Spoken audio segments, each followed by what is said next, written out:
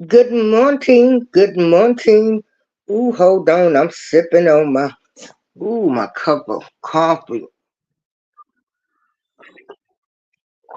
Ooh, there's nothing like that. Ooh, that first morning cup of coffee. Just be, hold on. What's so fun? What's so funny, TSM? Yeah, tune in with April Showers on YouTube. Talk about it, be about it. Tune in with April Showers. Hit that like, that share, subscribe. Then let's make Miss April ours. Talk about it, be about it. Tune in with April Showers. Hit that like, that share, subscribe. Then let's make Miss April ours. Talk about it, be about it. Tune in with April Showers. Hit that like, that share, subscribe. Then let's make Miss April ours. Talk about it, be about it. Tune in with April Showers. Hit that like, that share, subscribe. And let's make Miss April ours. You know that she in the better, that she in the better thing. She do a little bit of, you know that she in the better, that she in the better thing. She do a little bit of everything.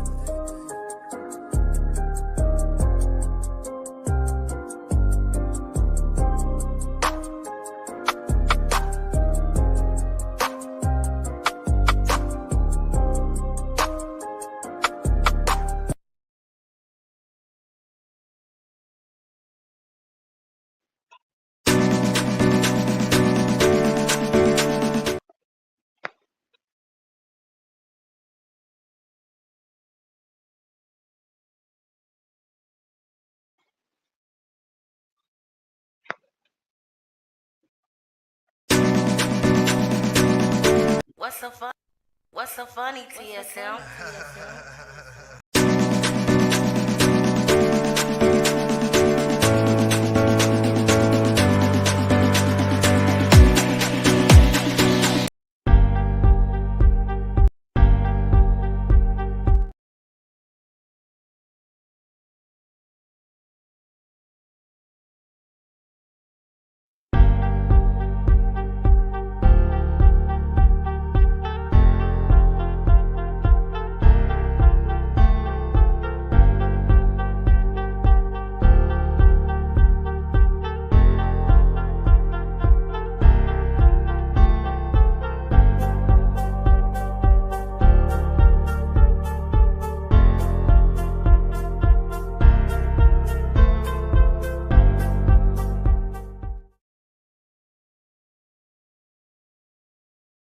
Morning. Good morning. Hey, Joshua. Hey, homeless in America. Hey, my girl, Just V. I want to thank everybody that joined me last night for our show. I have the bill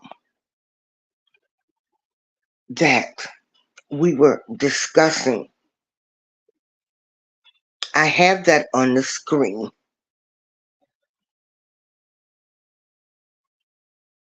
And I want to commend Governor Newsom for vetoing it.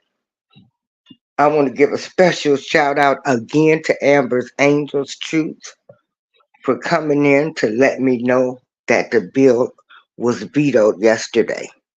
Again, I went to the TV. I looked at the TV and I saw still people in outrage and disgusted. But I guess those were the people that was disgusted because Governor Newsom had overturned this law.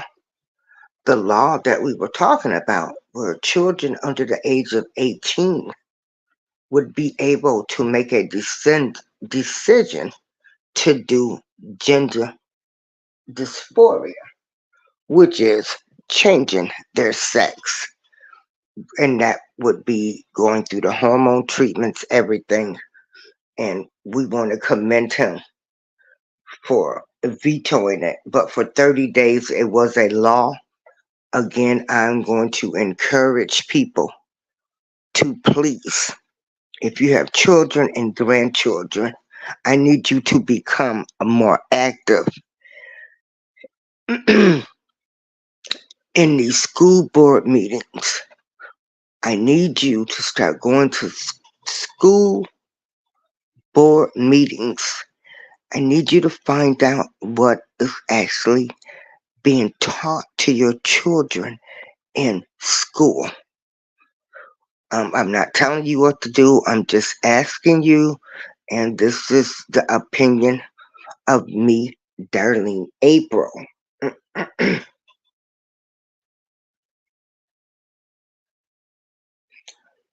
Another thing I would like to talk about is the Elevation Squad is a group started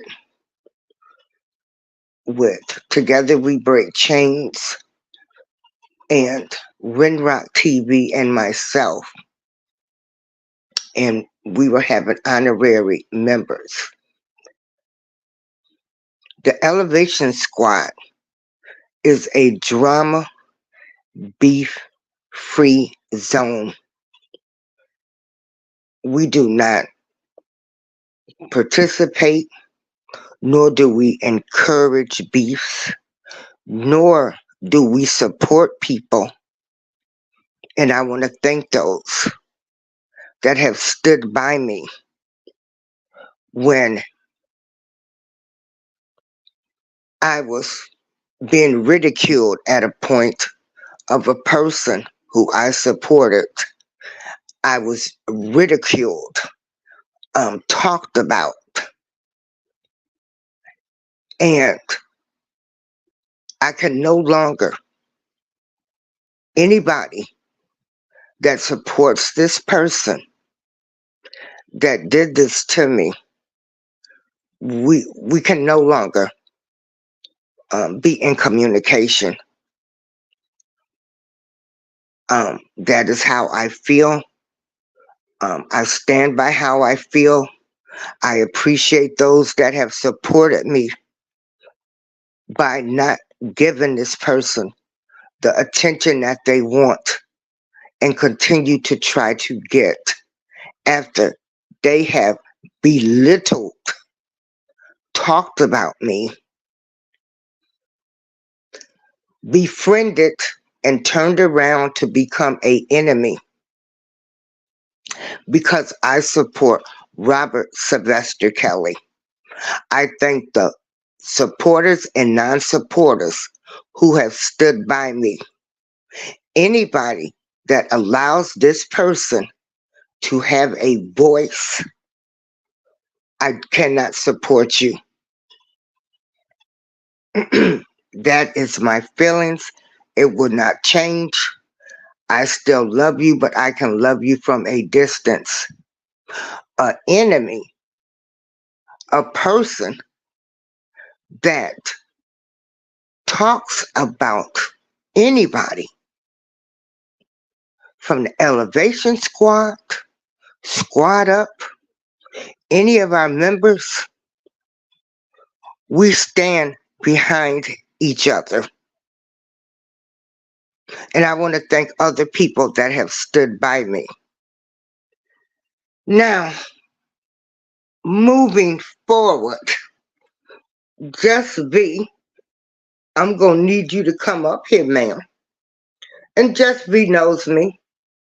Once, this isn't something that's just started. Anybody that allows anybody to come on their platform and talk about any members or any people, we cannot go any further with you. We do not promote beefs, drama, belittling, trying to ridicule people.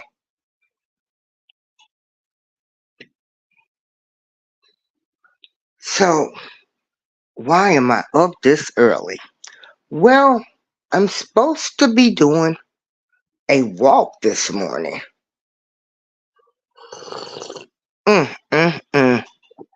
Ooh, this coffee is so good this morning. God is so good. He woke me up to be able to tell y'all that we do not promote beefs. We do not encourage them. We do not support people that encourages and allow people to bring the drama and the beef.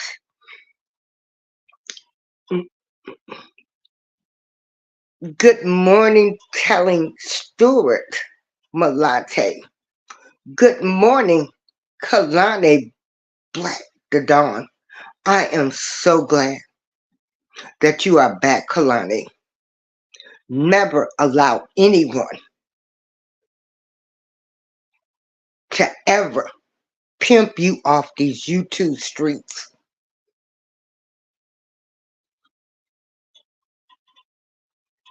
Good morning, Pan.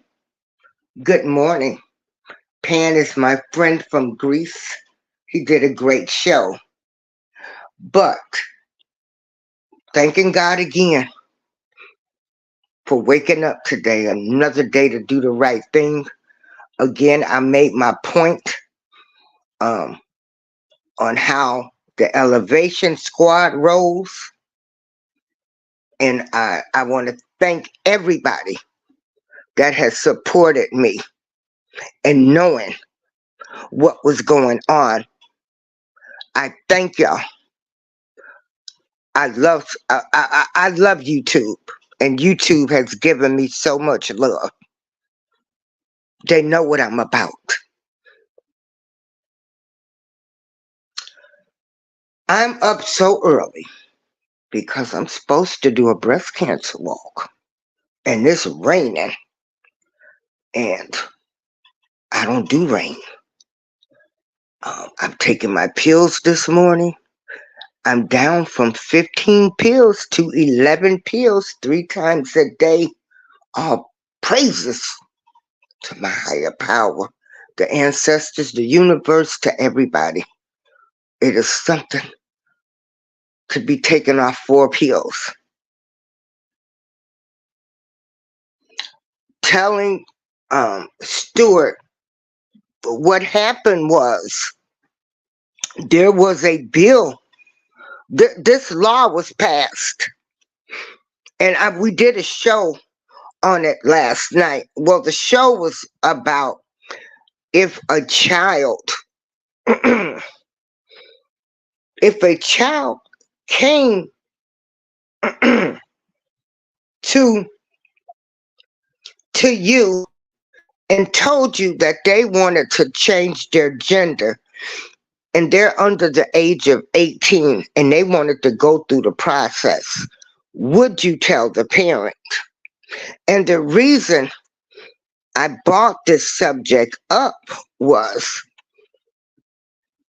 yesterday, as I was glancing at the TV, I did not glance long enough.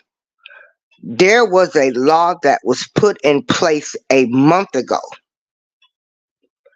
where a child under the age of 18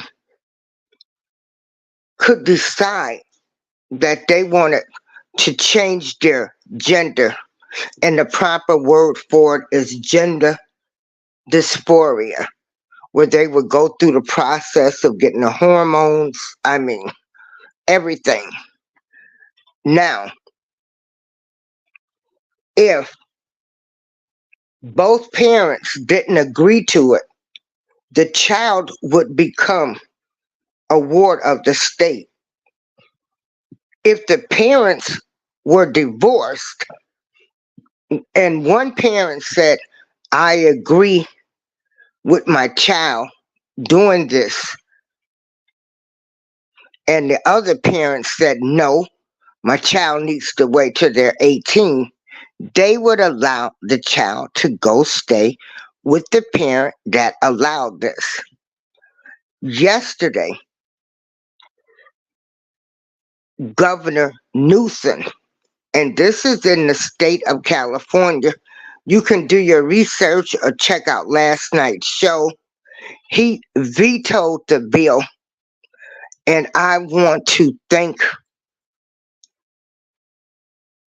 my higher power that this was done, because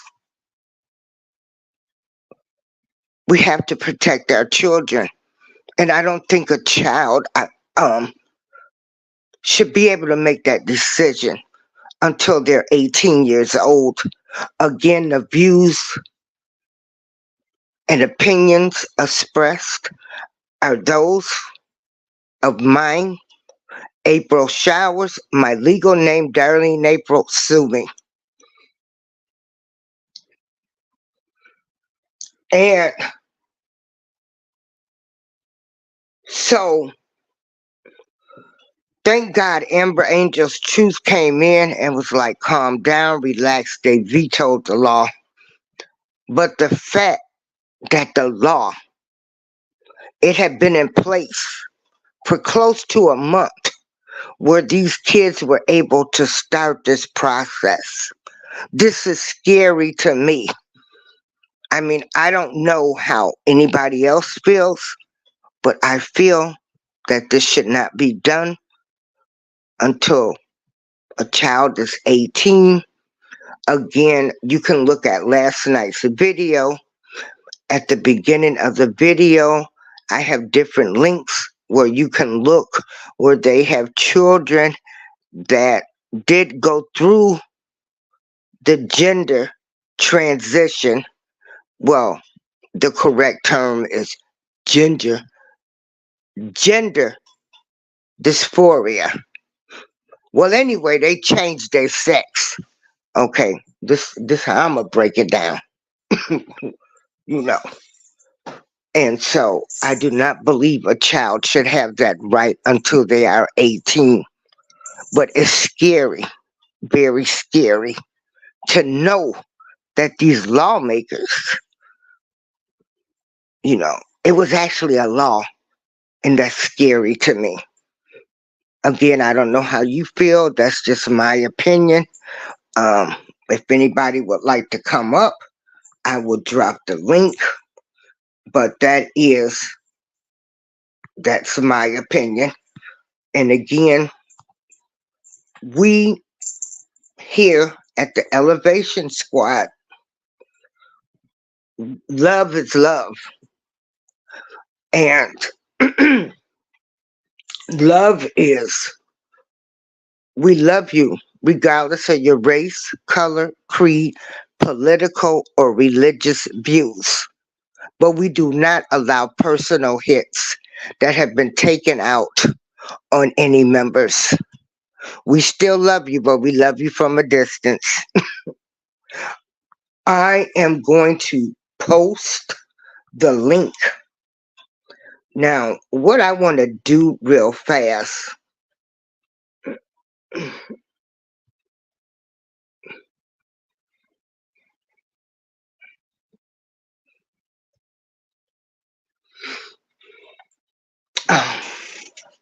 Hold on. I'm going to read some comments. I got to close the door. I don't want to. Okay. So,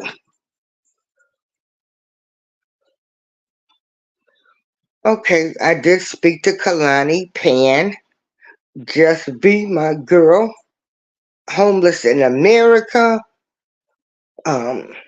So now we have telling Stewart, Mulattopreservation LLC. Congratulations on having an LLC. Good morning to you. Pan, good morning to you, my friend from Greece. I just explained what telling Stewart Mulatto just asked me. Good morning, Sugar Daddy One Williams. How are you doing? It's just a great morning. Oh, wow. Telling Stewart Mulatto Preservation LLC said California, Alameda County took me from my family and awarded me to the California courts. 100. It made me grow up in foster care. And this is what I was trying to tell people last night.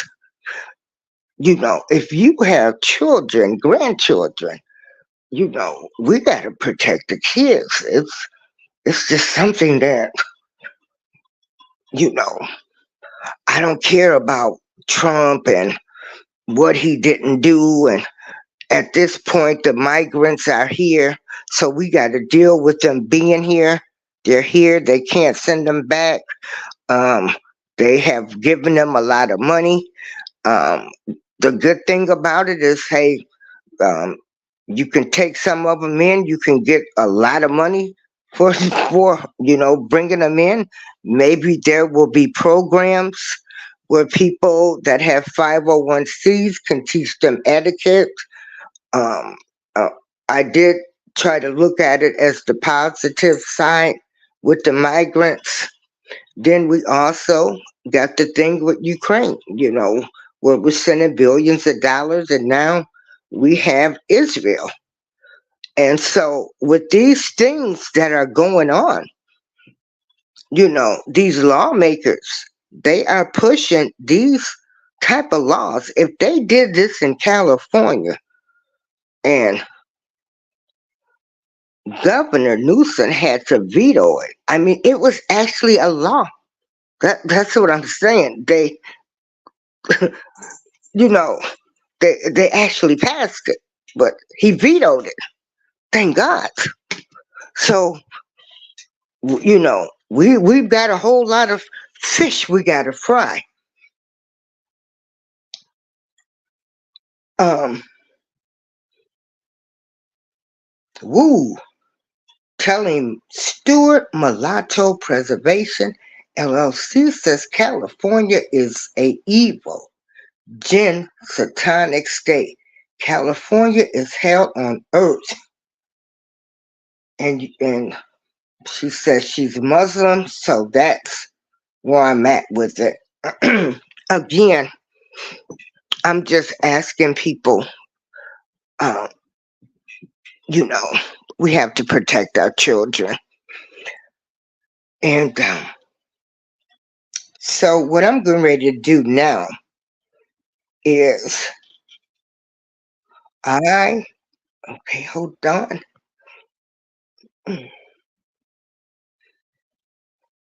Can you show your face a little bit or just wait? Oh, there you go. Oh, hey, Flowers. Hey, how are you? Good morning. Girl, I am fine. I'm not going to show my face because, honey, um, you know, uh, um, I'm still in my pajamas. It's raining this morning. Supposed to do a walk, but I don't do rain. I have arthritis in my entire body. I done took all of my medicine. If they can find a place for me to stand and talk where I won't get rained on, I will go. That's the only reason I'm up this early on a Saturday morning. That's right. I'm up for prayer.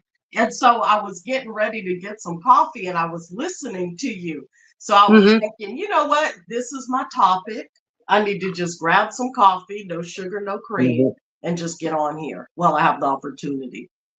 Well, honey, I'm going to mute my mic and you got the platform because I can go. I'm going to be listening to you and I'm going to get me some more coffee. So the floor is all yours. And I know I came into one of your shows and I know I had put you in one of our Standing in the Gaps. Yes, you did. Thank you. Everybody, I need you guys to support her. I need you to subscribe to her and help her with watch hours. This is what I do. I go around and the Elevation Squad, we're trying to help people build their channels. So you have the floor. My mic is muted. Okay. So first of all, my name is Flowers, and I am originally born and raised in Northern California, Bay Area, San Francisco. When I was growing up in California, just to give you an idea, my father is Choctaw Cherokee Black, and he and every one of my aunts and uncles has always been working class, absolutely working class people, no criminal records, no criminal histories. My mother's family was staunch Catholic, Caucasian, and upper middle class from Menlo Park, Atherton. And when I was growing up, the law enforcement in California had every reason to continue raiding my mother's house. I was taken into foster care. And when I was taken into foster care, I was a honor roll student. And all of my brothers were taken into foster care. I became a runaway in the state of California. I was sent to juvie. I was sent to Alameda County group homes, foster homes. I was sent to God, Marin County foster homes and juvenile halls. I was sent to, I've resided in Contra Costa County. I've been in group homes, foster homes, juvenile halls, and youth receiving centers. And they would send me to therapists. I had to visit therapists every week. And they would just basically do their best to diagnose me with something. And I would always tell them, I know why you want me here, because you're trying to justify why you won't send me home and close your case. I shouldn't be in this system. I haven't done anything wrong, and I'm not going to. I'm not going to comply, and I'm not going to give you the credit of any of my achievements, not even a high school graduation. When I was a young adult, my mother, when I was 17 and in foster care, I was 17 and in foster care, my mother took me on a home visit and drove me to the state of Nevada and signed for my then high school sweetheart and me to get married. So I was actually married at 17 while in foster care. That is a absolute negligence so far as the state of California and the county that I was awarded to the court in. How could there be a claim that my mother and my father were not good parents when every atrocity that happened to me happened while I was in foster care, while I was in the custody of the state and the county? How could that have happened? Because the state and the county is not our friends, okay? As a young adult, I quickly realized. Okay, one moment. Mhm. We have a question Yeah, by Miss Jess V. She says, so why were they raiding your parents' home? because for narcotic purposes. Okay, continue on. I will, whenever somebody puts a question, I will ask that question to you.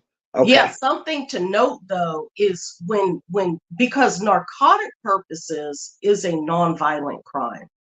It is written in the judicial system as a crime. It is a nonviolent crime though. So again, we're talking about people who have judicial authority to take a pen like it's a magic wand and write a spell that's going to devastate and destabilize people's lives forever. Okay? When someone is doing what they're doing and it's not making any problems for anyone else, it's not really a crime. Okay? There's that. My parents were grown-ups. They were doing what they did. All of their children were upper middle class. All of us had swimming pools. We had clothes. We shopped at Nordstrom's and Magnons. We were taken care of. And in fact, verifiably so, two of my siblings have taken their IQ tests and are genius. Okay. So just to give you an idea, none of us were below average. We were all advanced academically. So my parents were good parents. My parents were good parents. What they were choosing to do as grown adults was their business. My parents did not make me a runaway. My parents did not put me in harm's way.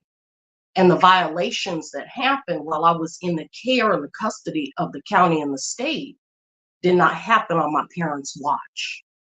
And had it happened on my parents' watch, my parents would have retaliated. Okay, so that right there is number one. When we're allowing for these types of laws to be passed that are going to take authority away from parents, because parents are the first protectors of their children. When a woman is pregnant, naturally, when I'm pregnant and someone throws a ball towards me, I'm going to cover my womb, because my instinct is going to protect the new person that's developing within me.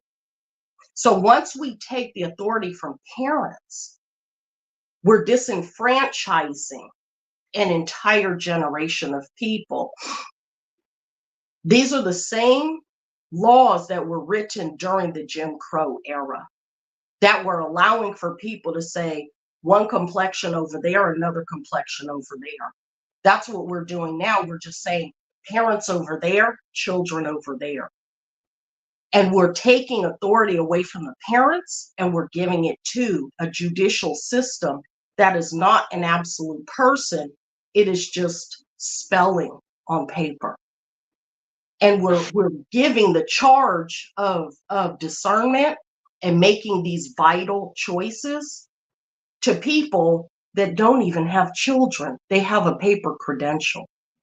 You can't give authority over children to someone who has a bachelor degree in social work while taking the authority away from the natural, organic, genetically biological parent. Oh, you got a that person. Okay, so Just V had another question. She said, sorry, but are you saying your parents were doing drugs or selling them? Or you just don't know what they were doing? And I was about 10, so it would probably be a combination. I'm not really sure. You would actually have to ask my parents. Okay. Yeah. But in the meantime, you're saying, even though they were doing this, you guys didn't suffer.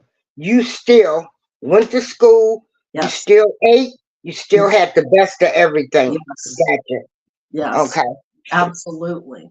And so hello, as a young adult, because I was married at 17, then I was discharged from foster care at 18.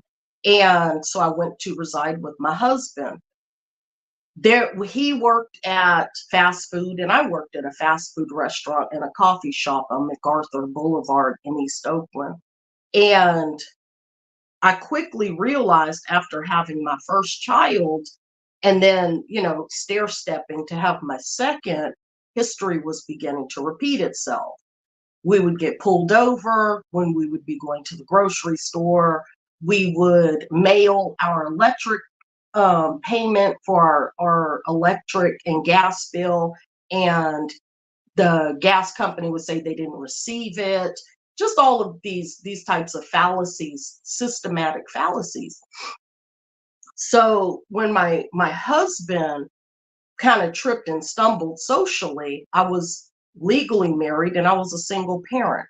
And I realized the same situation that I was thrown into because my parents had fallacies is going to be the same situation my children are thrown into. History is going to repeat itself. So, long story short, I have now become a independent homeschooler. I have successfully been an independent homeschooler since 1994. I did not put my children in those public school systems, not ever, not once. I have been a home birther, and my older children are in their 30s. They are all college graduates. They have their college degrees, and they are homeschoolers and home birthers. Now, California and the laws that they're passing are not new. These are old laws. These are cultures and traditions that were imposed on slaves and handmaids and people that were taken captive in the days of the biblical stories. These are laws today that were outlawed that were being practiced in the days before the Old Testament. This is not new. What they have to do to get this to be a green light go in the United States of America is get people to consent. They have to get the consent of people, because once a person gives their consent, it's green light go. So long as people say no, you've already done enough damage. You're not the parent, I'm the parent. You're not the auntie or the uncle, I'm the auntie, I'm the uncle. You're not the godparent, I'm the godparent. I'm the one that's here to make the better choices for their final outcome, not the state, not the county. State and county are people that get hired and fired. They're following the script that's been written for them that we call law. These are not our overlords. They're not our gods. They haven't done anything to benefit us. And anyone who wants to get kind of like spicy and ask me silly questions, listen, I'm American. Like I said, my father's Choctaw, Cherokee, and Black. I've been watching the United States federal government give over $100 billion to Eastern Europe. You think any of that came to me? You think any of that came to my people? I didn't get a single stimmy check in 2020. In fact, I've been vegetarian since 2020 to make my financial ends meet, because I have to provide for my household. This government does not care about us. The government does not care about us. And whatever good we benefit from, it's just from the accumulation of our taxes that we've been paying. Okay? Any homeowner, I'm here in the state of Georgia. In fact, I'm in Stone Mountain, Georgia. I have been paying an average of $2,000 annually for property taxes since 2005. Now you multiply 18 years times $2,000 annually. I've not sent my children to public schools. I have my own library. I have my own library. I don't go to the public library. I have my own library. I have books in every room. I don't get any benefits from the US government, yet just in property taxes alone, I've been paying $32,000 right here where I'm at for nothing at all, for no good at all. Whatever I receive from the government, it's because of the accumulation of my previous taxes that I've paid into this system. This government does not give us benefits. It does not care about us. I've been watching what's going on over there in Gaza the past few days.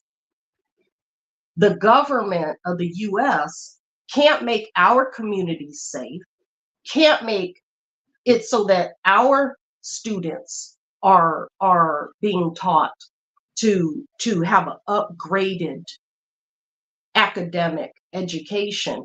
Yet this government can make sure that people who represent the federal government fly to China and ask Xi Jinping for support. They can fly over to Jordan and ask the King of Jordan for support, and they can express their staunch allyship and support for colonizers over the people that are indigenous in Gaza. Anyone who allows for the government to take away an inkling of parental rights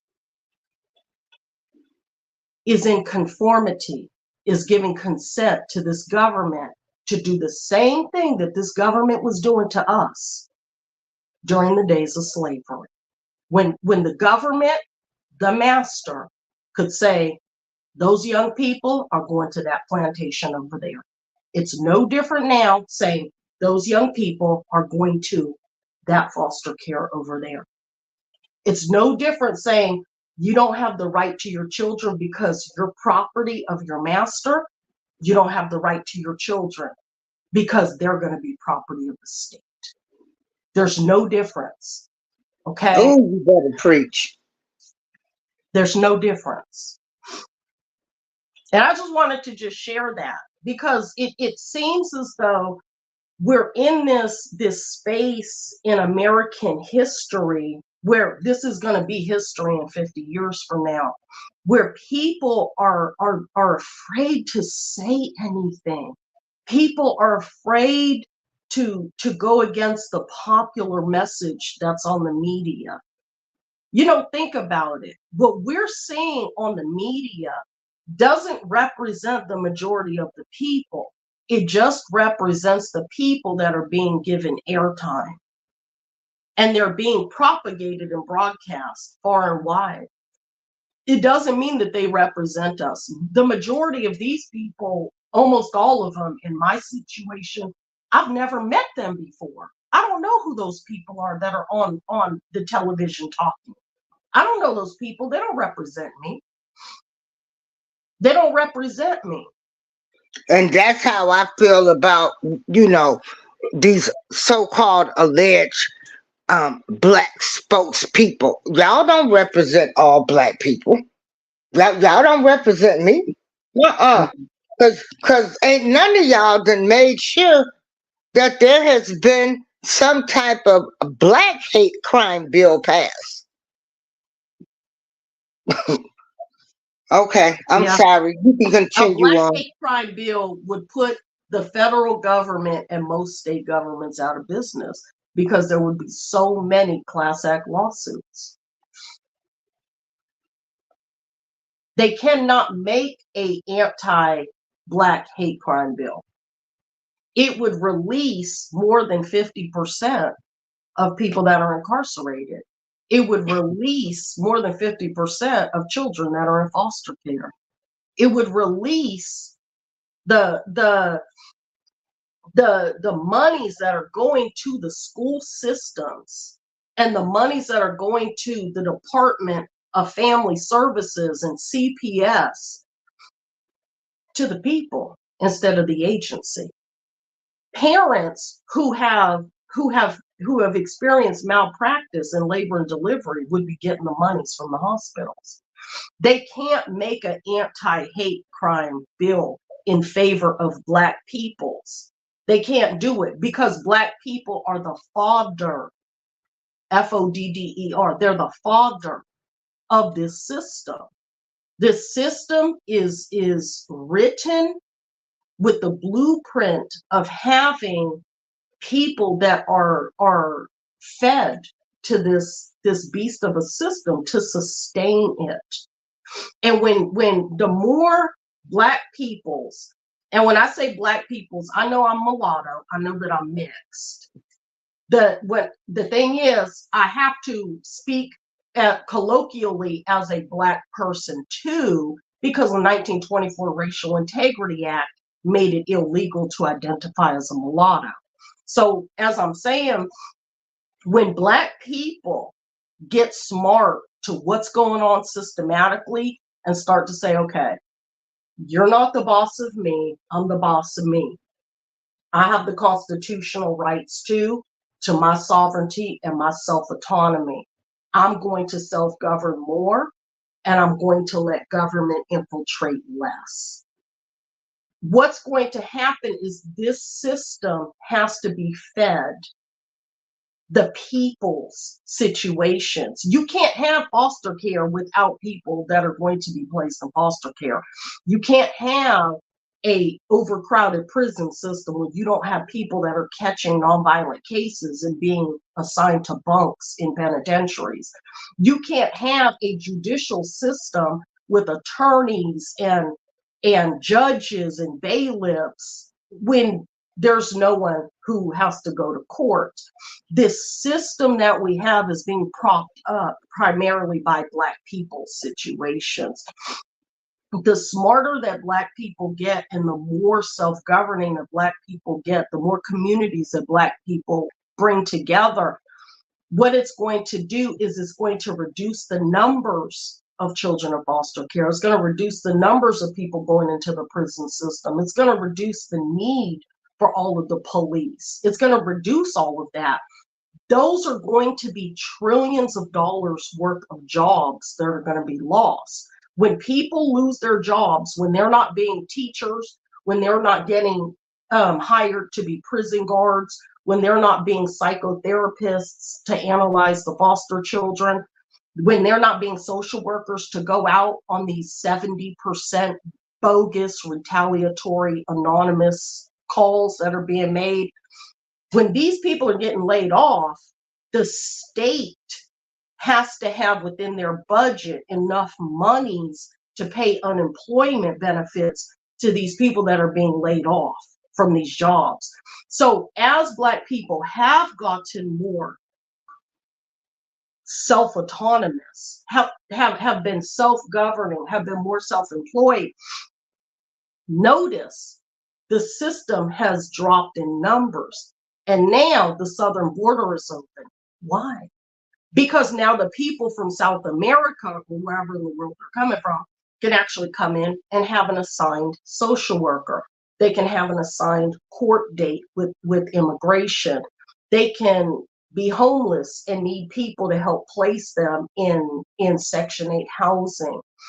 It's bringing in new people. America has always needed people to generate its financial system. This is what America is. America before the chattel slavery, before the 1600s, was just native people coexisting and being here. The extent of any battles were just tribal warfare. It wasn't a chattel slavery system where they had a monetary system that relied heavily on giving high interest rate loans to people and accruing the usury as a benefit, in addition to the return of the principal rate that was initially lent out. America is a systematic country. And when we start to become self-governing, when we start to say, you know what, no, I'm not going to drink liquor. No, I'm not going to smoke cigarettes. What that's doing, it's taking trillions of dollars. There was just a situation recently with Bud Light, for example, and Target, and these different stores and these different comic book companies and whatnot. They have lost billions of dollars. And I was thinking to myself, people really, like, that's just one beer company, that's just one department store. There's so many others. They were losing billions just because a specific demographic in America said, no, I'm not going to buy that beer anymore. I'm not going to shop at that store. They lost billions. It just shows you how much revenue we're giving to the system. We're a consumer-based culture. We have to keep buying things. When we stop and we become frugal, when we become minimalists, when we support each other, when we take care of each other, when we minimize the amount of our people that are being taken care of by the state and the county, and we begin to take care of each other, we do better, and we're not giving to the system. That's why now they're bringing people in from the southern border, because they have to replace us, because now we're getting smarter. We're getting smarter and we're communicating. We probably wouldn't have connected and met had we not both had this medium of the social media. We're connecting now, we're sharing stories, and we're telling our experiences, and we're realizing, whoa, so there's several more people that are like-minded with me. We're helping each other along, one conversation at a time. The system, the federal government has to bring a replacement population in, and that's what they're doing. That's exactly what they're doing. Simultaneously, though, what is happening is the rest of the world is saying, okay, wait, no to colonization. Gaza doesn't want to be colonized anymore, as they've been since 1948. Niger just evicted France because they don't want to be colonized anymore. Burkina Faso, Mali, they're all in alignment. South Africa had to stop the colonization and the apartheid. This is going to be like a rolling thunder. Right now, BRICS, Brazil, Russia, India, China, South Africa, are having so many more countries apply to be with BRICS. It's going to de-dollarize the United States of America. As we're de-dollarized, because the BRICS currency is going to be a gold-backed currency, as the US dollar was prior to the 1970s petrodollar standard being established, it's going to make this government more desperate. They're going to be more desperate, and they're going to start resorting to literally confiscating people, because this system cannot be sustained without the blueprint of chattel slavery. Of course, that's all been abolished, and here we are supposedly equal since the 1964 Civil Rights Act. The thing is, the system is the same. They're still following the same blueprint. They need people. They need people. So when they're bringing people in from the southern border to go ahead and create social work cases, and now you have all these people that are now going to be enrolled that are going to need English as second language instruction in the public school system. It's going to be job security for public school teachers and college teachers. You have this new batch of people in this new southern border population that's coming in, new voters, new students, new employees, new labor workers. You're also going to have people that are because that's not going to be enough to sustain the chattel slavery blueprint. Now they have to go after the children, and that's what California is doing. Historically speaking, the state of California on the West Coast passes extreme legislation. The Pew Research and all of the actuaries on the federal level and the state level can observe how the population reacts to these different laws.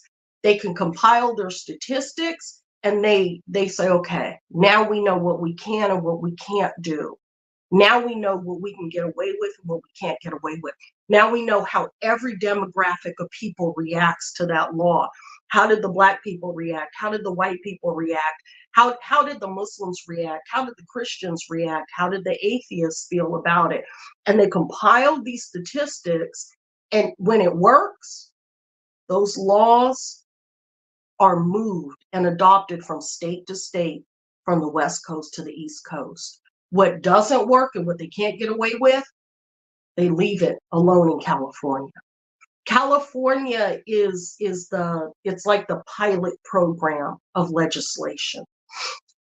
That's all it is. So when there's laws that are in California, those are laws that are being studied to see, can they be adopted from state to state going towards the East Coast.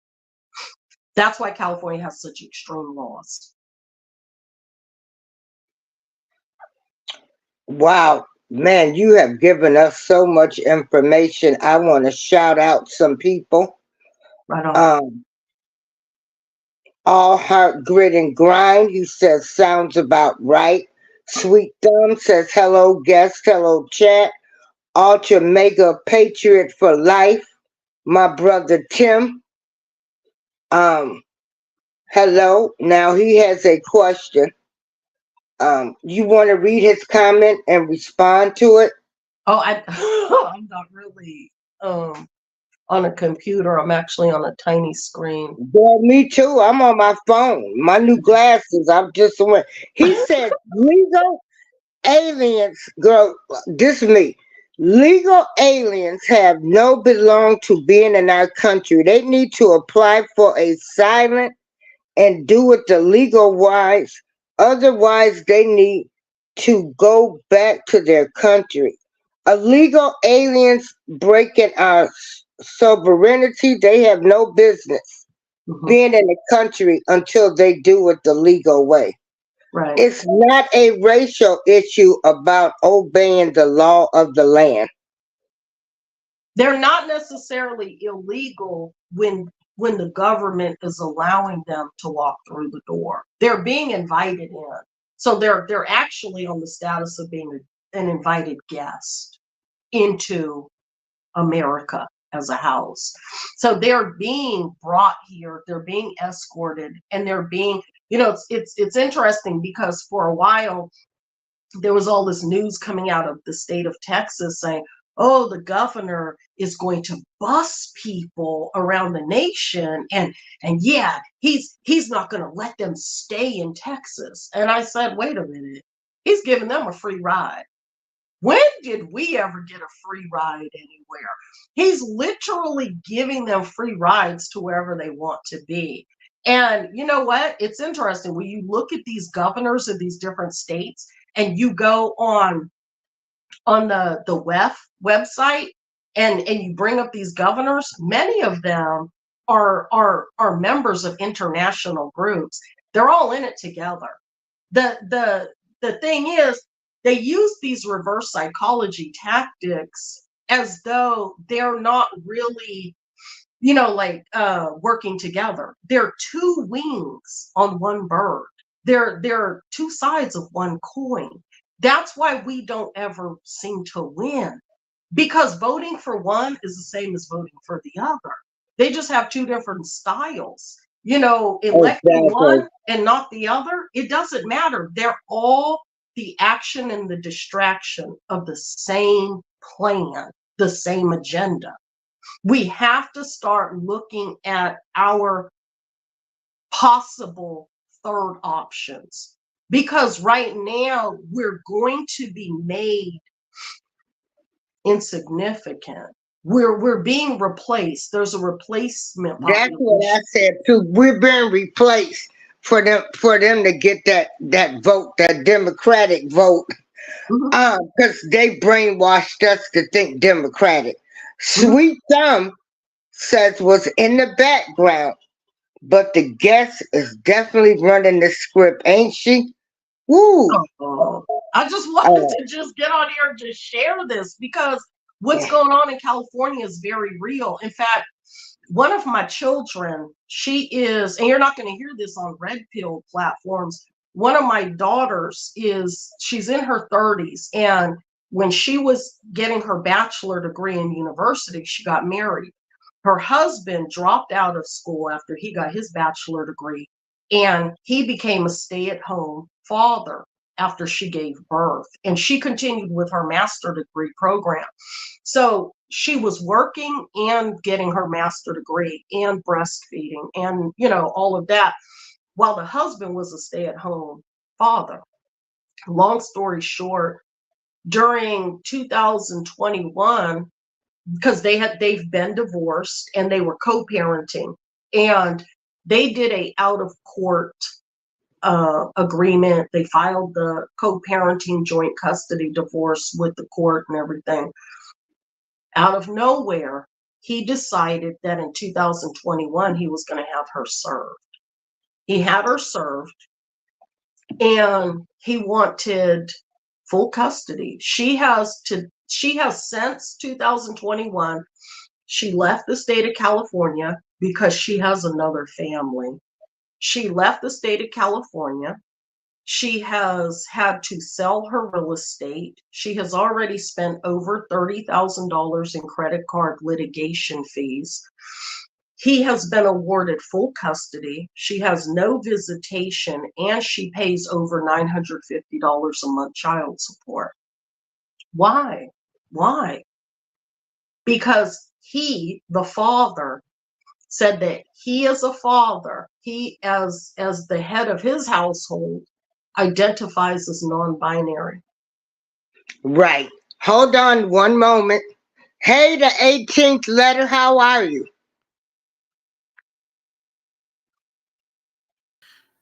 Hey, how you Hello. doing this morning, Miss April? How you doing I'm today? doing fine. So, everybody, we want to welcome in the 18th letter. After Miss Stewart speaks, then you have the floor. Okay. I Okay. pretty much just said everything. I just wanted people to know the power that judicially there are so many other parents that are stuck in the state of California. They cannot leave because they either have family court cases that are pending, they have pending court dates, or they've been they've been driven to bankruptcy because of litigation fees. And all the other parent right now has to do is say that they identify as non-binary. What is interesting, though, is that many of in our situation, he's actually in a very healthy relationship with another woman. So because he told the court that he identifies as non-binary and he wants to raise my grandchild as non-binary, my daughter lost all custody of her own child. And she's at a point now where she says, you know what? I just have to continue to budget to pay the monthly child support until, that one is 18. And I can't focus on it right now because I have to raise my other ones. And that's what she's doing. The power that the state of California is giving to the state overrides parental rights. Now, for anyone who wants to know about parental rights, you could go online, parentalrights.org, O-R-G. That website is going to have state-to-state legislation. They might have a tab on there that gives a green, yellow, red light coding to the different states so far as parental rights go. The state of California has always been a red stop. It's against family values and parental rights. And parental rights is, many of us are donating to parental rights so that they can hire lobbyists to go to different, to go to the federal government and promote the idea of a federal parental right legislation, and also state to state, so that each governor of each state signs parental rights. As of today, there's certain states out of the 50, like the state of Georgia, the state of Nevada, the state of Wyoming, et cetera, that governors have already signed parental right legislation. That's how many people that are not telling their stories right now, that we already know, out of the 250,000 and counting Californians that have left the state of California since 2020, they're not saying anything because they have minors, and they can't say anything because they don't want to jeopardize the custody of their children by identifying themselves and their location from family that are going to try and get custody of their children.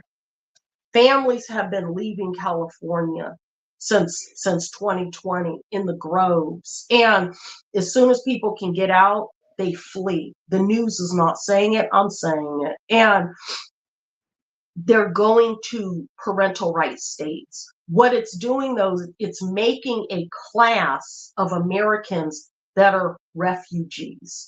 We are leaving our states because we're for fear of persecution from our state governors and our state agencies like CPS and DFACS.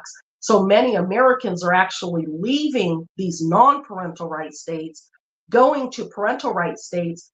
What's displacing us, though, is many of us are not Georgians. Many of us are not Wyomingites. Many of us are not Texans. So we're going to these parental rights states because we know we have a better chance at keeping our families together.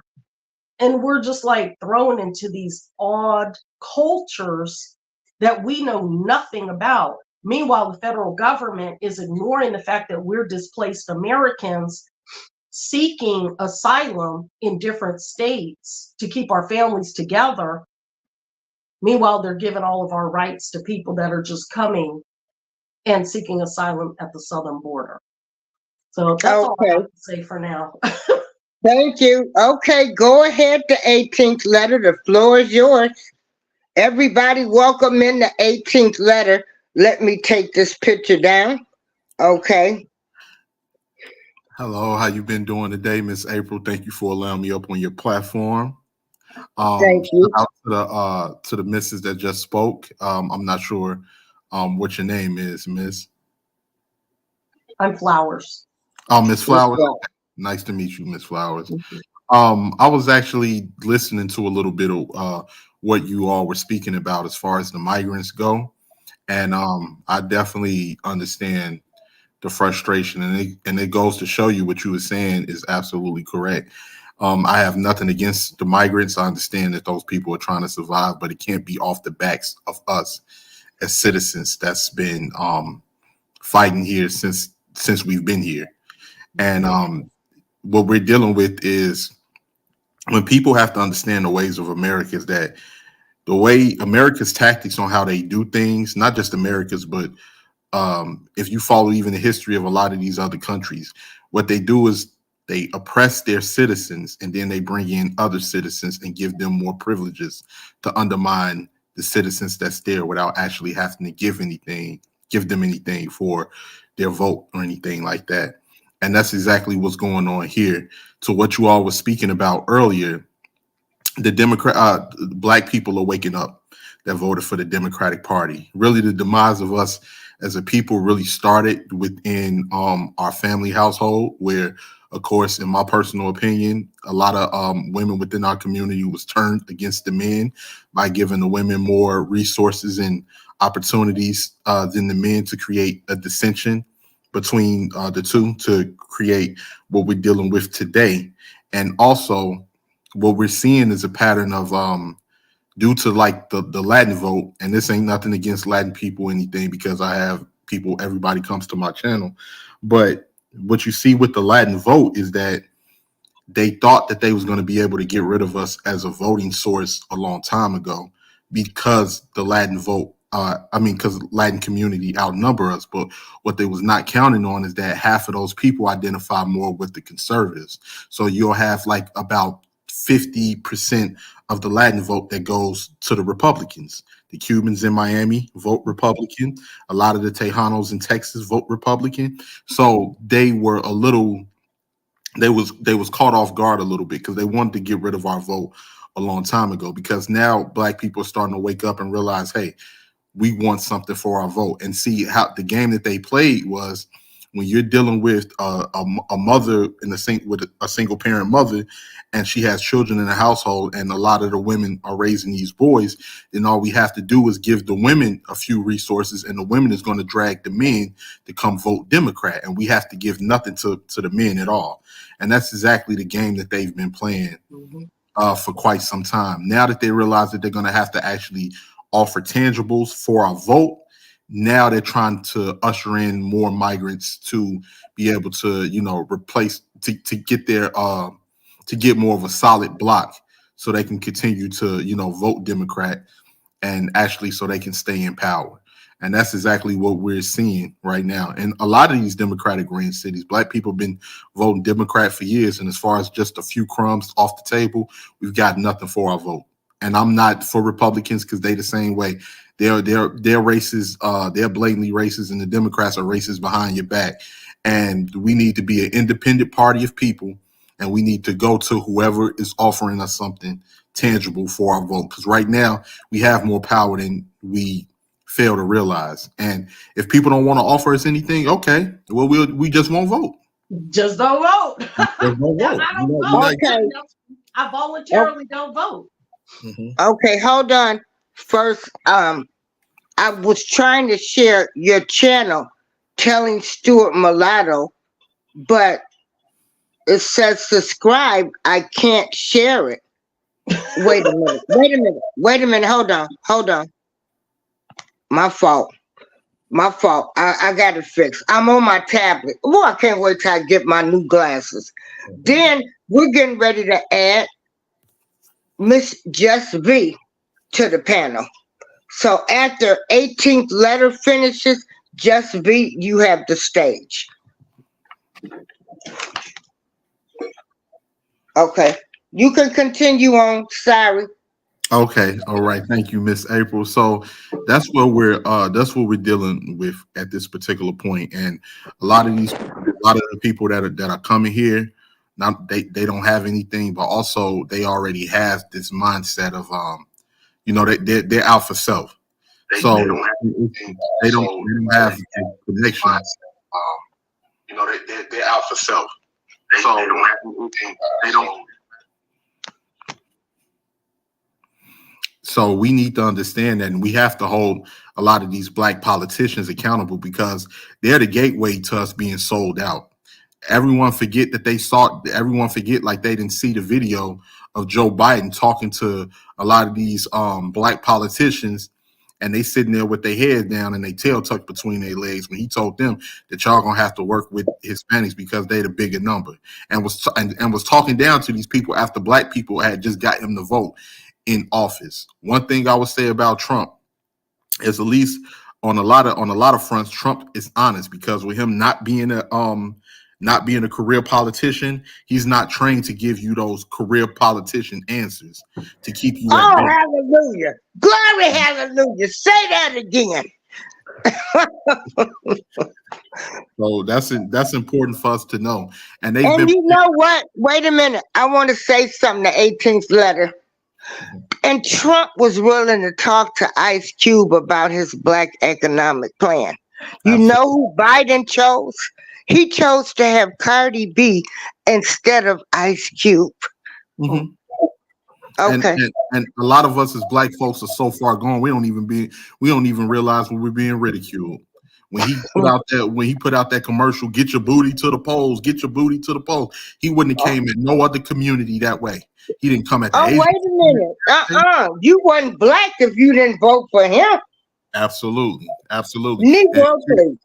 And here you got Kamala Harris, who for 1 minute she's black, the next minute she's Indian. She's built her whole career off of sending black men up the river as a prosecutor in Oh, California, preach. and has evidence. Oh my God, preach. Sorry, let me mute my mic. I'm over here having a praise party. And it's been evidence that's been proven that she's even hid evidence that can possibly get people that did not commit crimes can get them free. She hid that for her own career purposes. Mm-hmm. So, and this is the same woman that she was quick to call herself Indian, but when it came to the black vote, now she want to have hot sauce and a person is seen wearing Timberland boots. So black people need to really stop falling for the okie doke. A lot of us, and like I said, this is nothing against nobody. Everybody comes to my channel, but a lot of us has to understand that we're all, and we seem not to understand that. Unfortunately, in my personal opinion, you have, like I said, it really started with their whole plan was to destroy the black family. And they created a situation where some of our women felt that they didn't need us because they had gotten more resources from them and a few more crumbs from them. And we've seen it, how they've given them even a platform to spread false propaganda. Currently, even in these colleges and these universities, they're teaching feminist classes where it's really like altering a lot of the women's process to the point that they think that their own men are the enemy, and we're trying to really work. Now, I'm not talking about for the sorry brothers out there. I'm talking about for real men. And at the end, it's gotten us nowhere because a lot of us, we still don't have any money. The eviction rate amongst us are extremely high. We have our young boys is reading at a fourth grade level. The community is in shambles, and now now that people are waking up, because when is enough is enough. Now that they're realizing that, they're trying to find ways that they can get other groups to substitute for the black vote. And that's all I got to say. Yeah. Mm-hmm. Okay, go ahead, Miss Jessica. I'm sorry. Hi, everyone. Hi, Miss April. Hi. I texted you back again the other day. You don't be looking at your WhatsApp. I'm a Girl, I know I don't. I'm gonna delete your number because you don't even be responding. Okay. Mm-hmm. No, but you could just set your alerts so you get the messages. Okay, I will. I'll do that just for you, because that's how much you've been rocking with me since day one. Oh, you love me. I love you too. I do. Hi, Flowers. Hi, how are you? I said you had really pretty hair. Oh, thank you. It's like spider webs. Hi, 18th. Hey, Just V, how you doing today? I'm all right, but I gotta correct a couple of things that was going on up here. A couple shenanigans. Okay. So And first of all, everybody has the right to express their hey, opinion I over here. know Okay. I'm gonna be nice and I'm respect muting everybody my else. mic. Bye. Let me go refill my coffee. You know, I'm generally very nice. Now, the last time I was up here, I was a little tipsy, and I apologize to her. I probably need to speak with her again. But so as far as Trump, Donald Trump is a blatant liar. Okay, there are credible um sites that fact check politicians on a regular basis, and they all agree Trump has told the most lies. Mm. So he's not a career politician. You're right about that, and so he is more reckless at the mouth. But when it comes to some really serious issues, I don't think what we need is some sort of sideshow Bob that's reckless at the mouth and saying whatever. These people have to deal with foreign dictators and all sorts of policies that are super important. And, living life as if it's always a reality TV show cannot be the answer. But hey, um, also, I think on the hot sauce in the bag, in the purse thing, I think you might have confused Kamala with Hillary. I did. I I did. I actually have wondered as of late if Hillary might still have hot sauce in her bag. I don't know if that's really a Hillary thing. I can't speak, but I did wonder about that recently. Um, but as far as Biden and black voters go, yes, he said you can't be black if you weren't voting for him, and I think that might just be one of those things that didn't land well. Whereas Trump is quoted as saying that saying, and I quote, the blacks, the blacks, I think there's just something about them that they're just lazy. Mm. So you have to really kind of pick your poison there. Um, Okay, can I say one thing? yeah, go ahead. First of all, I don't care.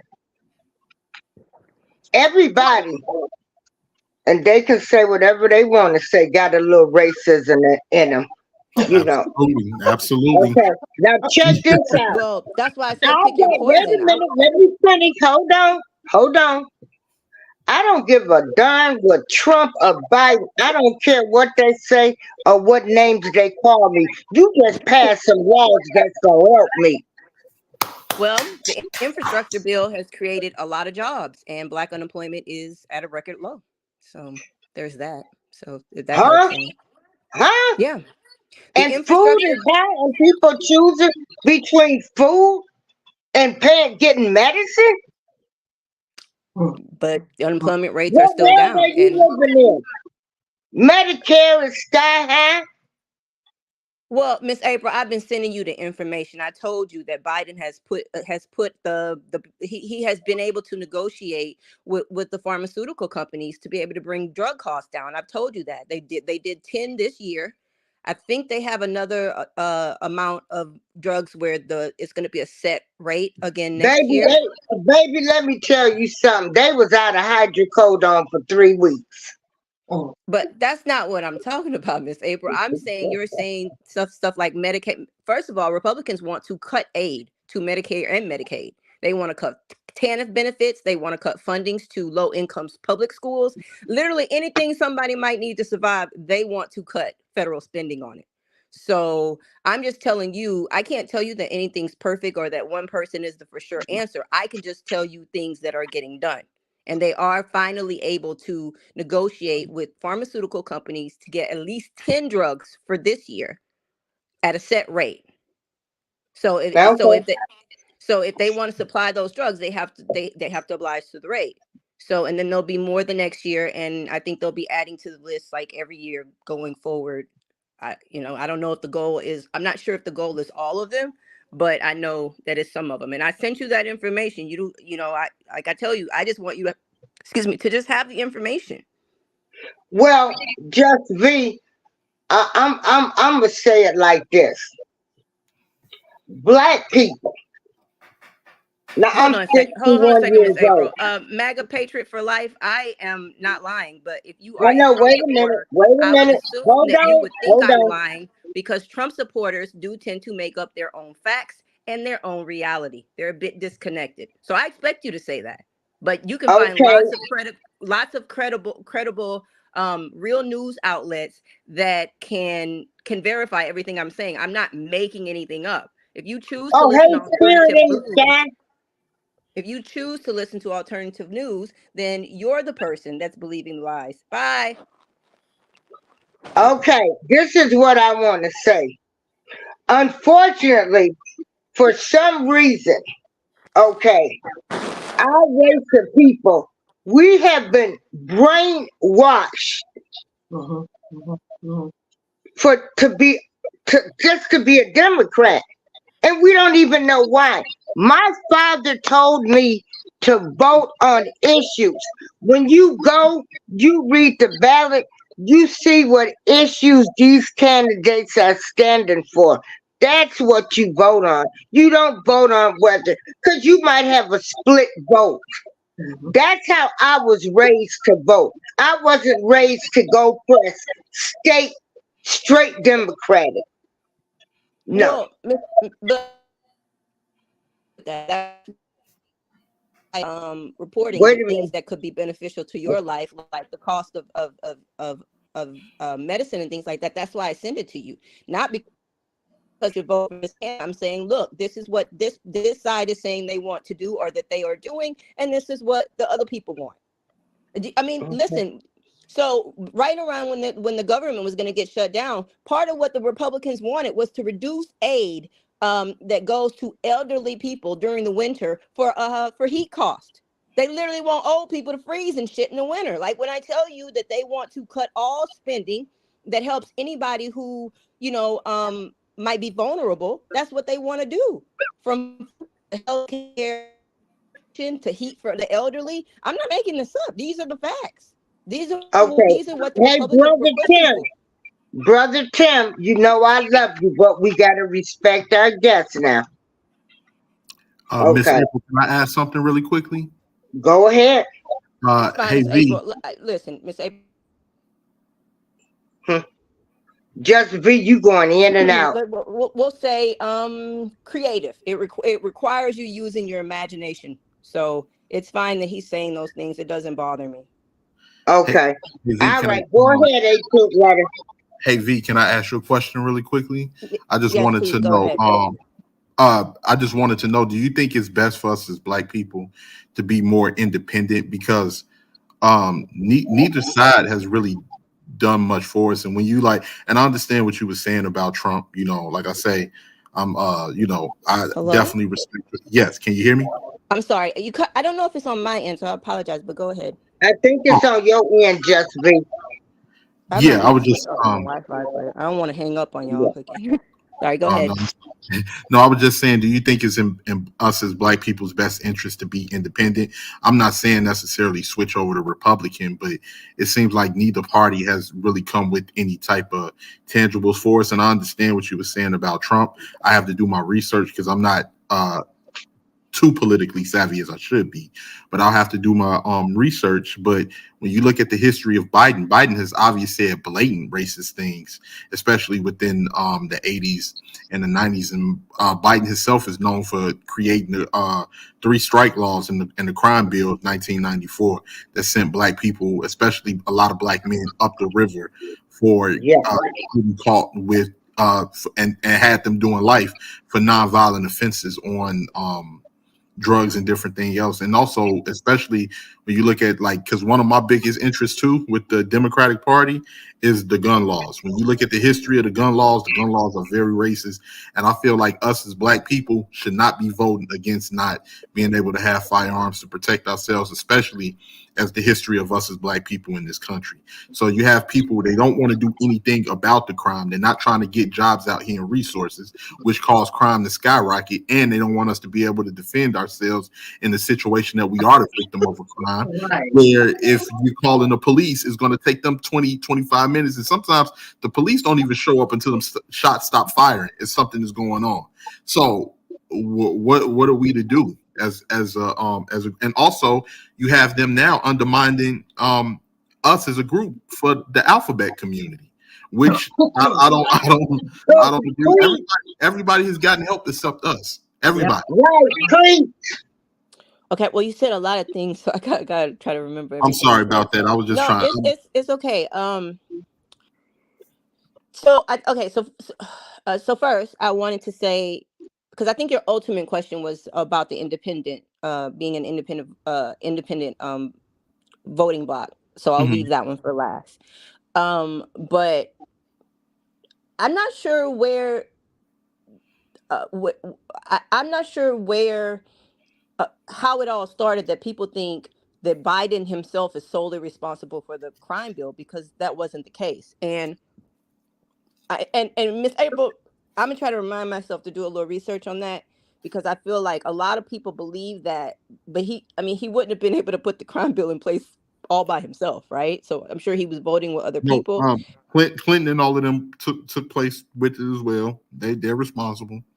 Okay, so I'm sure he voted with a lot of people, right? And you're saying in the 80s. So 80s, 90s, I would imagine at that time somehow they thought that that was the best solution, right?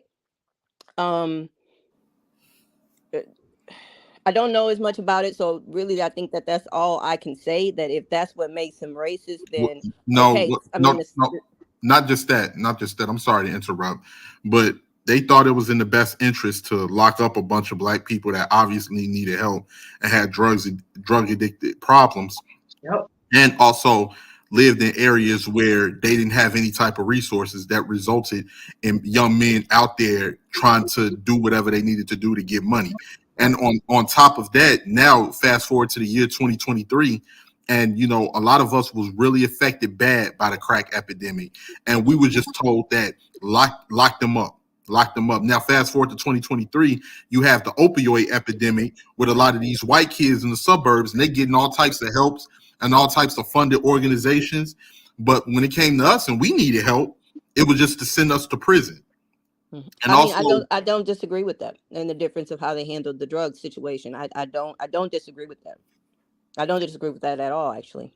I and mean, I think that we all, if we're going to be honest, we all know that the judicial system isn't necessarily the most uh valuable or fair when it comes to people of color. I think we all know that. well, when So it comes to black people, I don't know about people of color, but I know about black folks.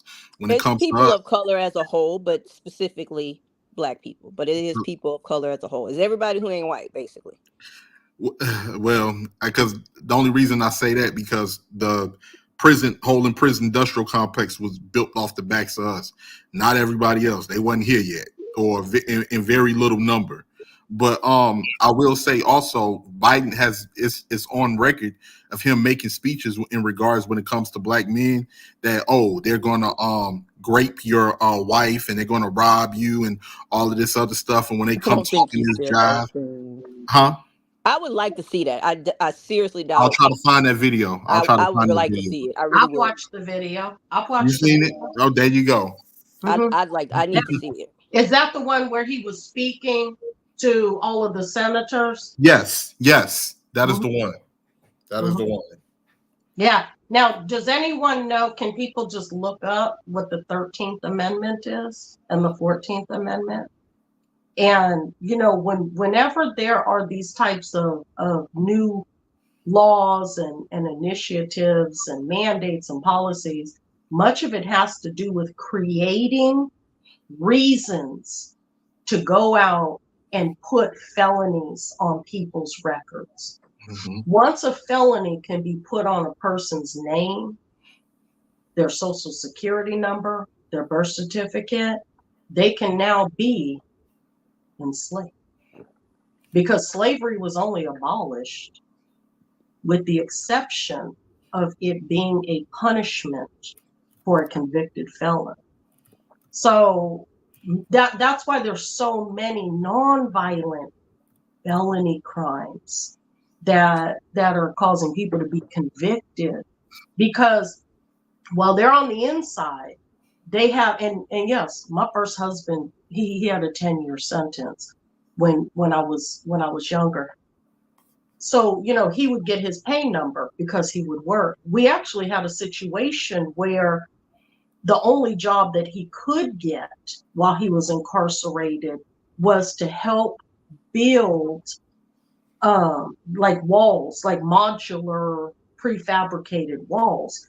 And he said to me, he said, it's going to be tough because I'm not going to work in here. That's the only thing that I could do, because I'm not going to participate in building walls that are going to confine our people, whether it be more public school miseducation trailers, or it be prefabricated walls that they could put up to house people in more projects, or it be walls that he could participate in assembling and building to incarcerate more people. So it was hard for me because I was a single parent on the outside at that point, and I was having to put bigger packages together for him and put more money on his books at that point. And people don't realize how much when there's a person who has a nonviolent conviction on a felony, a nonviolent felony, they're incarcerated, and they are working on the inside, building prefabricated walls, houses, computers, whatever it is their job is on the inside, how much they're paying that person who's incarcerated on their books versus how much the company is benefiting from having prisoners built. Again, firefighting in California wildfires. It was just said and made public just a couple of years ago that there were incarcerated men that were being sent out to fight the California wildfires. Not firefighters exclusively, men who were incarcerated that were fighting wildfires. Why? Because they were convicted felons. Why were they allowed to be out in the wild? Because they were nonviolent felonies. You see, so this is a game that they're playing. It's a slavery game. Penitentiaries are plantations now. Just because someone has a convicted felony does not mean that they were convicted on a violent crime. Tim, Tim, sorry. 18th. I think but moving on to your last question about, and I saw the link you sent me. I copied it, so hopefully I'll remember to look it Okay. up when we get off here, because I'm on my phone right now. But so as far as like Black people and minorities as a whole, and I know you only want to talk about Black people, but Black and brown people. Well, see, the only reason I say that, I'm sorry, Just V, I don't mean to interrupt, because you don't hear other people saying, including Black people with us. Nobody includes Black people with us. Nobody wants to stand with Black people. And we're the reason that a lot of people have actually been able to get the rights that they have.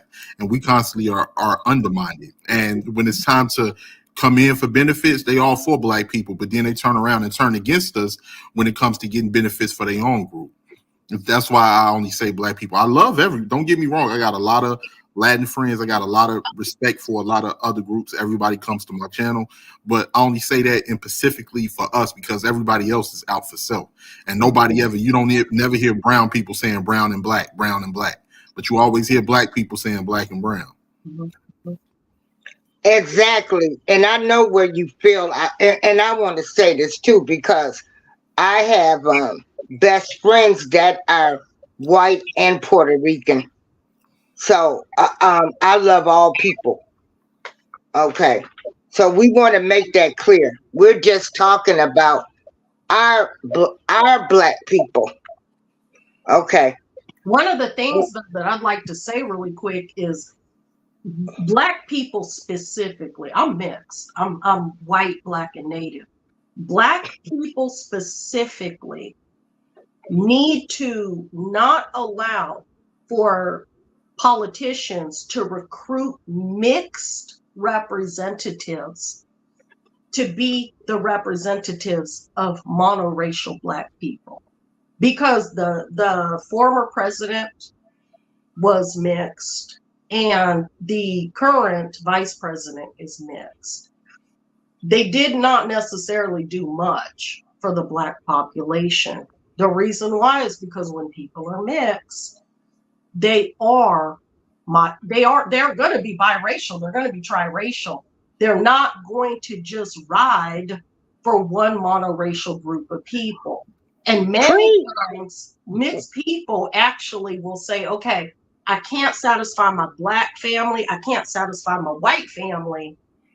I'm just going to opt out. Maybe I'm going to do something to help Muslims, or maybe I'm going to do something to help people in this identity over here, because they'll opt out completely. You have to just say, wait a minute, either get some of these laws repealed, like the crime bill, repeal it completely, because that's going to bring many of our people home, and it's going to keep many of our sons from catching bogus felony cases. Also, don't have a biracial or a triracial person represent me, because when you have biracial people, they're going to have somewhat of a diluted American experience, especially in the situation of the former president and the current vice president. They have very close ties to their other ethnicity. And they're often not raised primarily in the United States of America. It's very different. Like I say, I'm mulatto. My experience in America is absolutely mulatto. Mulatto is historical, and mulatto is not synonymous with Black. It has a very shared similar history since 1700s in America. My experience is going to be very different. That's why I often say, this is my country. The federal government is not my government. They don't represent me. You can't have a dual citizenship and represent me as a sole American. You can't. Who has dual citizenship? Many people in politics have dual citizenships. I can't be represented by them because you were speaking specifically to Kamala and President Obama being mixed race. I said them because they're mixed people. And I'm saying, as a mixed person, genetically, you're always going to have to consider more than one racial demographic. You can't just expect for them to, just like you can't expect for a white politician to go hard and ride for Black politics. Because here's why. They could be all the loving person that they would like to campaign as. They don't know the experience. They don't understand the historical experience, so they can't understand how important it is to make some of the differences that they're going to be expected to make. Can I speak on that, Ms. Flowers? Let me go first, because she had cut me off, so and then I might forget what I'm going to say. I'm sorry about that. No, it's fine. I just don't want to forget.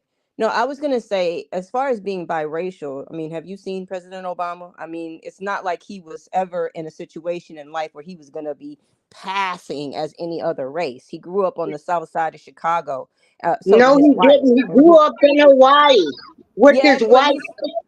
He was in Hawaii, and he was over there in Asia. He was in Hawaii with his grandparents.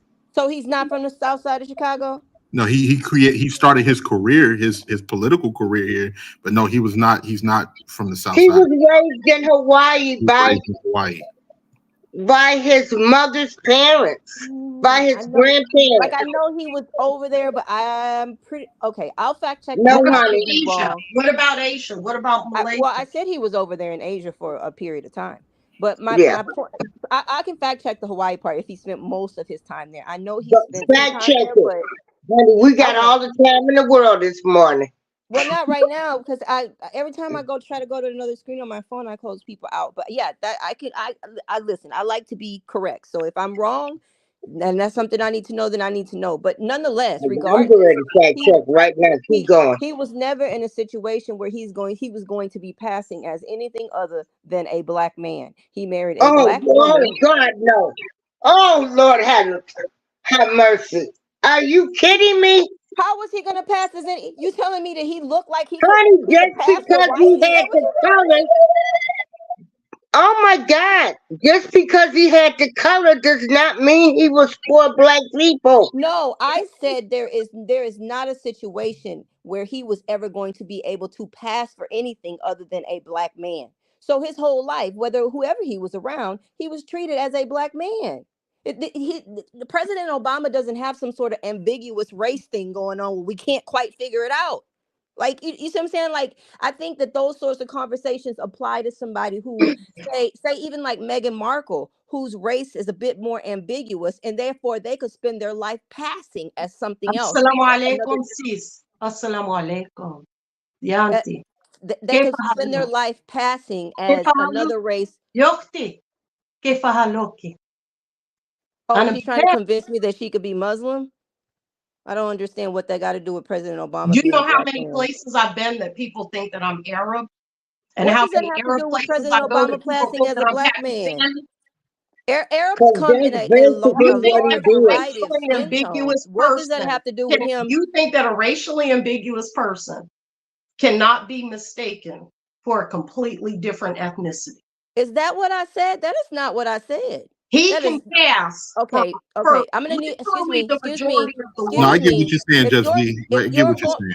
if you're going to leave and go off screen and come back in character to try to correct me, I need you to at least have paid attention to what I said. I said that he Okay, is yeah, not let just racially refinish. ambiguous because therefore he could not pass as anything other than a black man. I said like a racially ambiguous person like Meghan Markle could pass for another race other than black. You got it backwards because you were too busy getting in character. Oh, I got it backward. I just know the mixed experience I Your because get I what mixed you're lived. saying, experience Just don't have V. nothing to do with President Obama. President Obama looks like a black man 10 out of 10 But he times. was not for the black people. He can't relate But to that's not us. what we were speaking No, of. I get what you're saying, V. I get exactly what you're saying. Just so you know, Anyway, I didn't vote for him. I'm libertarian conservative, just so you know. What you were saying is that his experience, especially because we remember in political office, they was doing everything they can to sabotage Obama, and everything. What you were just saying is that even to him being mixed, he was not racially ambiguous to the where he can be confused for some other group, and that was and that's thank true. you. That's what I'm trying to say. That's He was true. not getting pulled I over get by the that. police and them thinking, I don't think he's black. You think he might be something else? He was getting pulled over by the police. They weren't saying nothing about I forgot the country in Asia or anything about his white side. They weren't speaking about that. They were like, that's a nigga in that car, and that's that.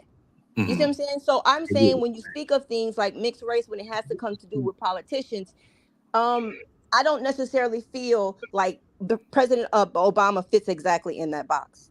And as And far you as know what? Kamala, Oh, I'm sorry. Go right I ahead. was just saying, as far as Kamala goes, she, well, to me, she looks like a black woman, but she maybe could be a bit more ambiguous. But she did, in fact, pledge AKA and go to Howard University. So I feel like, well, you laugh, but if she really grew up believing she was white, she wouldn't have wanted to go to Howard University. I It's mean, not about being white. Mixed people this is have a never been white. excuse me. When you were speaking, I let you speak.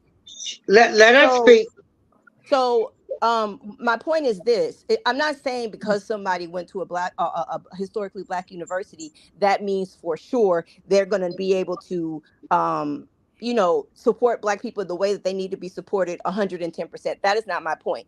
But we are dealing with both of them, very highly acclaimed, very achieved black people, very accomplished black people. So when she was getting ready to go to college, she could have went anywhere. And I don't feel like a girl who grew up believing she was white or anything other would have chosen to go to Howard University. That's She's just not not how it mixed works with out. white, is she?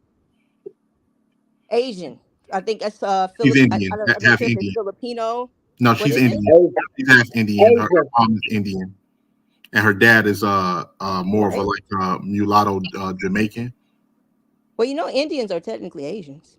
Oh Just yeah, just for yeah, everybody. yeah, Yeah. yeah. You're right. You're So right about I'm that. not sure exactly what her.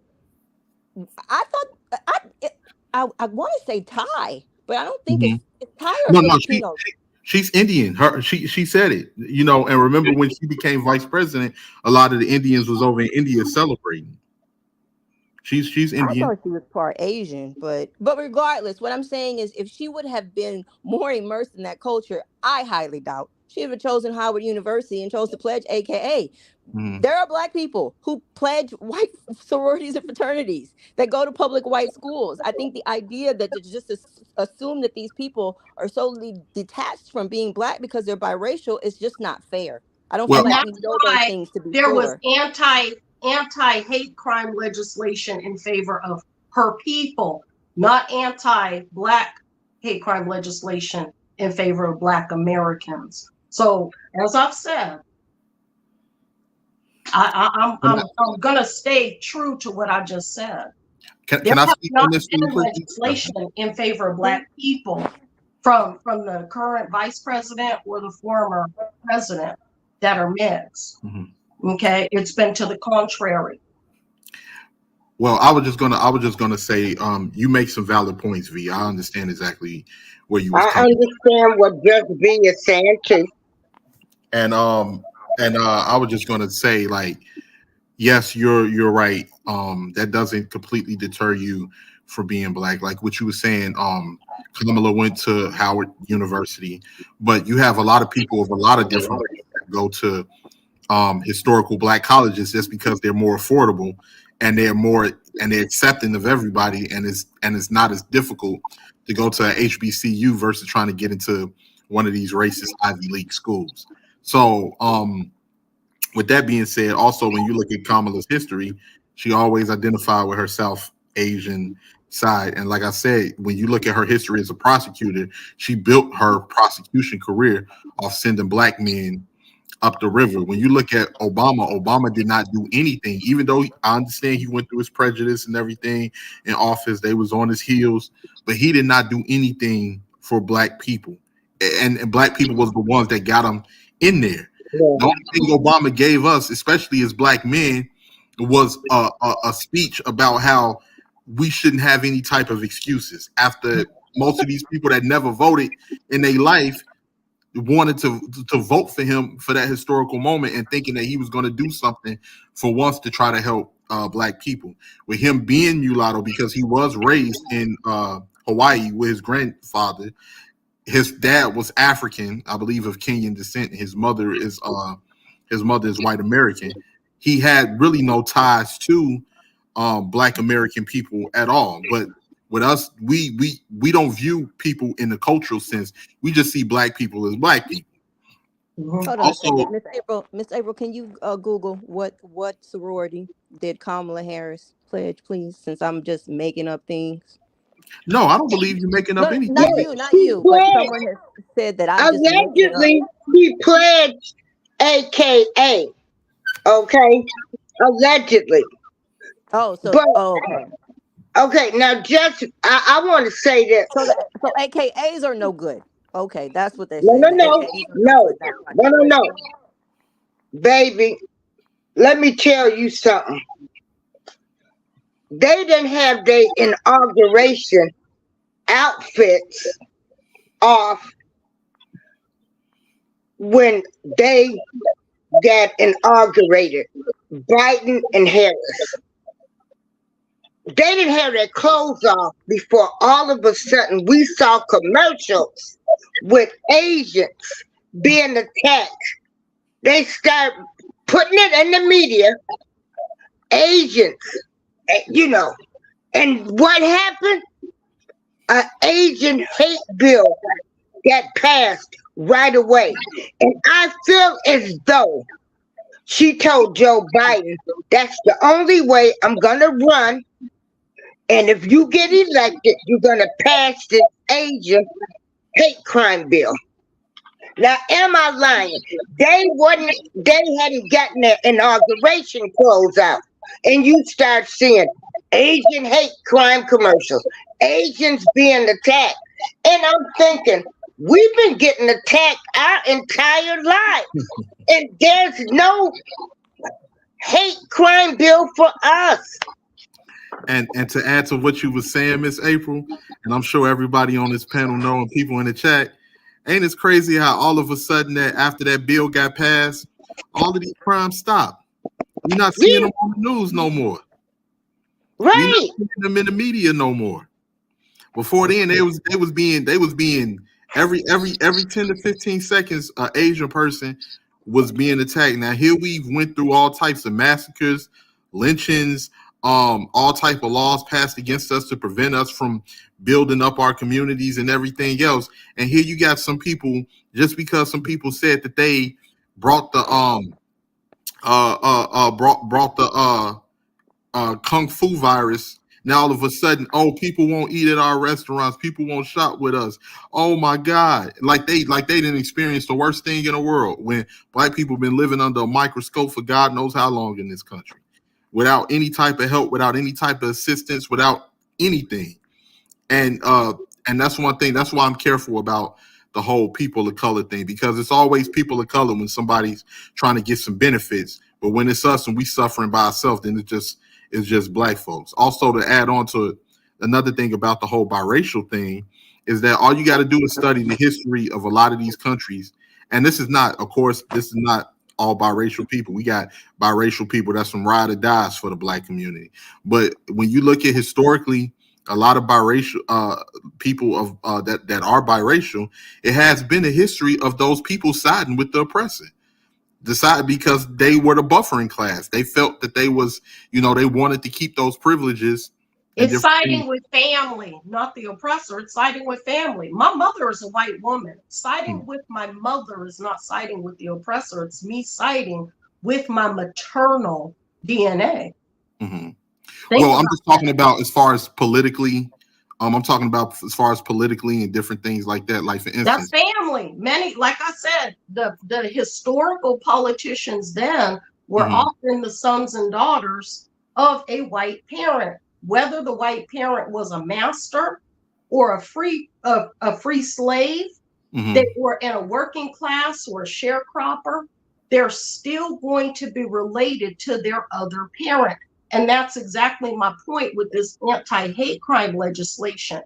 When you elect someone solely on the basis that they're going to be a representative of Black peoples, and they have a completely different group of people, a different racial demographic that is their people too, they're going to say, wait a minute, I have to help my other people too. Yeah, but a lot of the times, what I'm saying, for instance, let's take Haiti for example. When Haiti was a colony of France in Saint Domingue, the mulatto people was used as the buffer class. They didn't side.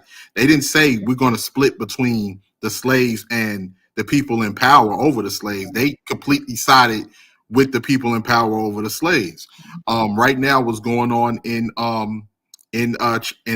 Africa? A lot of the Chinese are migrating over into Africa, and the state claiming a lot of resources over there. They are intermarrying with a lot of these African women and having half Asian, half African kids, and they know that their son is going to side with them over the African people, and even if it's wrong, they still going to side with them over those people because it's family. It's siding with family. Well, that's whether it's family or not, you're siding on something that you know that's wrong. Whether even if it is family, you know that it's wrong, and you know it's going to undermine and pretty much is going to do an injustice to the people.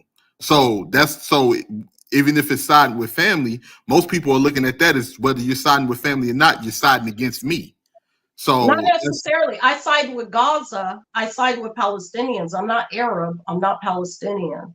There are ideals and principles. The thing is, though, when we're talking about American history and the politics in American history, America is a very Black homogenized culture and a white homogenized culture because there was such a long period of segregation. So you do have predominantly Black cities or predominantly white cities, and likewise communities that are predominantly one monoracial or the other. So much of it has to do with who a person is being raised with. Is a mixed person being raised with one parent or both parents? Are they being raised with one culture or both cultures? That's really important. So that's why I'm saying that it's almost like people keep saying, hey, this is the first Black president, let's vote for him. I didn't vote for him. And when he was campaigning, I said, he's not the first Black president. He's a mixed race president. I'm not voting Right. for him because I already know the psychology of a mixed person. It's not going to go how people think it's going to go. Likewise, this current administration, I didn't vote for any of them. I'm not going to vote for someone who is campaigning on falsehoods. And I already know how mixed people psychologically are going to relate to both of their peoples. And that's what Okay. people need to understand and stop being in this social political denial. Okay. I want to chime in on something. Just be you still there? Yes, ma'am. Okay. Now I got the point where you were saying because Obama's skin was black, he was gonna get pulled over and all of that. I get that. But what I don't get is Obama was never raised in no hood. Mhm. Obama did not have to see the damage that heroin. Obama didn't see what crack did to the black community. Okay? He didn't have those experiences where he can relate to black people. Well, okay, hold on. I think there's two He things. he did not get to grow up seeing the police come mess with the black boys or the black women, or half of them was sleeping with black women. He didn't have to see where some mothers had to do whatever they needed to do to put food on the table to feed their kids. He had no black experience, what we went through, where even though we were going to the schools, they were still teasing us. We didn't want to learn how to swim because it messed up our hair. You know, we only played football and basketball. We didn't play other sports. We were programmed just for basketball and football. We wasn't programmed to like go to college. You know, we were most of them was so glad to just graduate from high school to go work in steel mills. Obama did not have that experience of all of these single women raising their kids alone because you had Kamala Harris who done locked up all of these black men. Okay? Mhm. So, So so Miss wait a April, minute. Miss But April, but there's no but, Miss April. Obama did not grow up with no black experience, is Miss what I'm trying Miss, to tell you. and He can listen, never relate. I promise you this whole time, though I knew he was biracial, I thought that he had grew up largely on the South No, Side, but apparently I'm I've, wrong. no. But what you were saying, Miss April, I've seen these police plant drugs on young men Right. just to get He a case. he but didn't hold on. experience that. Mhm. Let's get a little focused though. What I was gonna say, Miss April, though, is okay, that may be true, right? But neither do any of these white politicians. Most of them grew up Exactly. with privilege. You got a point. So Uh, You got a and point. I so get that. And so that's why when people say Obama was a great president, I'm like, huh? He was like the rest of them. He didn't Mhm. do nothing for us. Mhm. well, I love the Obamas, but here's another thing though, Why Miss did April. you love them? What did you love about The them? image. Because The they image. appeared black, but they To be didn't do honest, a anything lot of for it has to us. do with them being black. I never thought I would see a black president in my lifetime. So I think that the Obamas just represent they I feel like they push through the wall of every stereotype. They represent everything that's black and that's beautiful and that's smart and intelligent and that has the potential to succeed. You know, Obama never even spoke about anything. Even the only thing I heard Obama say about black people is he said Trayvon Martin. could have been my son. That was the only thing. Eric Holder left that office. They knew the injustices against black people with going into the black community, setting up police stops, setting up everything. He knew this. He did nothing to change none of this stuff, just be. Miss April, I didn't grow up with those experiences, and I don't care any less about the struggles of Black people. I didn't have those experiences, and I still love Black So people and you brown can't people. relate.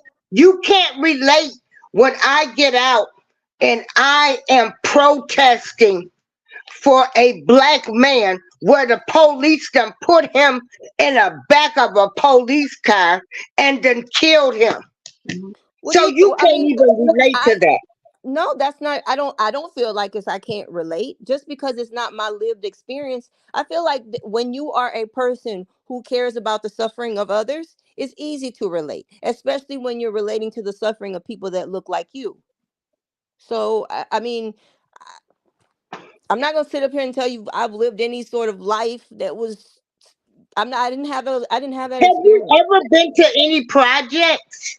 Miss April, it's not Miss April. I don't live in a box. Oh my God, I'm not Have a you green. ever been to any projects Yes, in Miss any April, I am major not a city? green person. I've Okay. had Miss I'm April, from you acting like I don't know California. Black So people or this something. this current vice president, a former California politician that was incarcerating men, you have to wonder, why am I struggling in Stone Mountain, Georgia as a single minority mother right now? And all I have is brothers, not one single sister. Why are all of the men that I am related to from California convicted felons? Some on nonviolent charges. And now to this day, I'm struggling here in Georgia to be the maintainer, provider, and protector of my household. Why? Because my men are damaged. They're damaged goods. And any of them that come knocking on my door, I know they're coming because they're going to need a roof over their head and I have to provide for them too. So these politicians that Well, are that that ain't listen. are If men come and campaigning, knock on your door to seek shelter and comfort, and for you to take care of them, that ain't got nothing to do with politics. it has Listen. everything to do with That's a politics. bad setup. Because No, it because has ain't no everything to man do looking with for me to take politics. You care of know him. I can why? tell you that. Because the people that elected the former California politician that built their career on incarcerating men is the same politician that had a hand in incarcerating my men that I'm related to because I'm from And California. not being able to get a job when they get out of prison. Exactly. They're shut I out of mean, but here's society. here. I think so. Black people. I've heard a lot of Black people say they're upset that Kamala used to be like a prosecutor. But here's the thing: we can't act like just because somebody's Black that they're none of their asses don't belong in jail. It's some people do belong in She was jail, and I harder think on the black people, girl. Every black person that came there.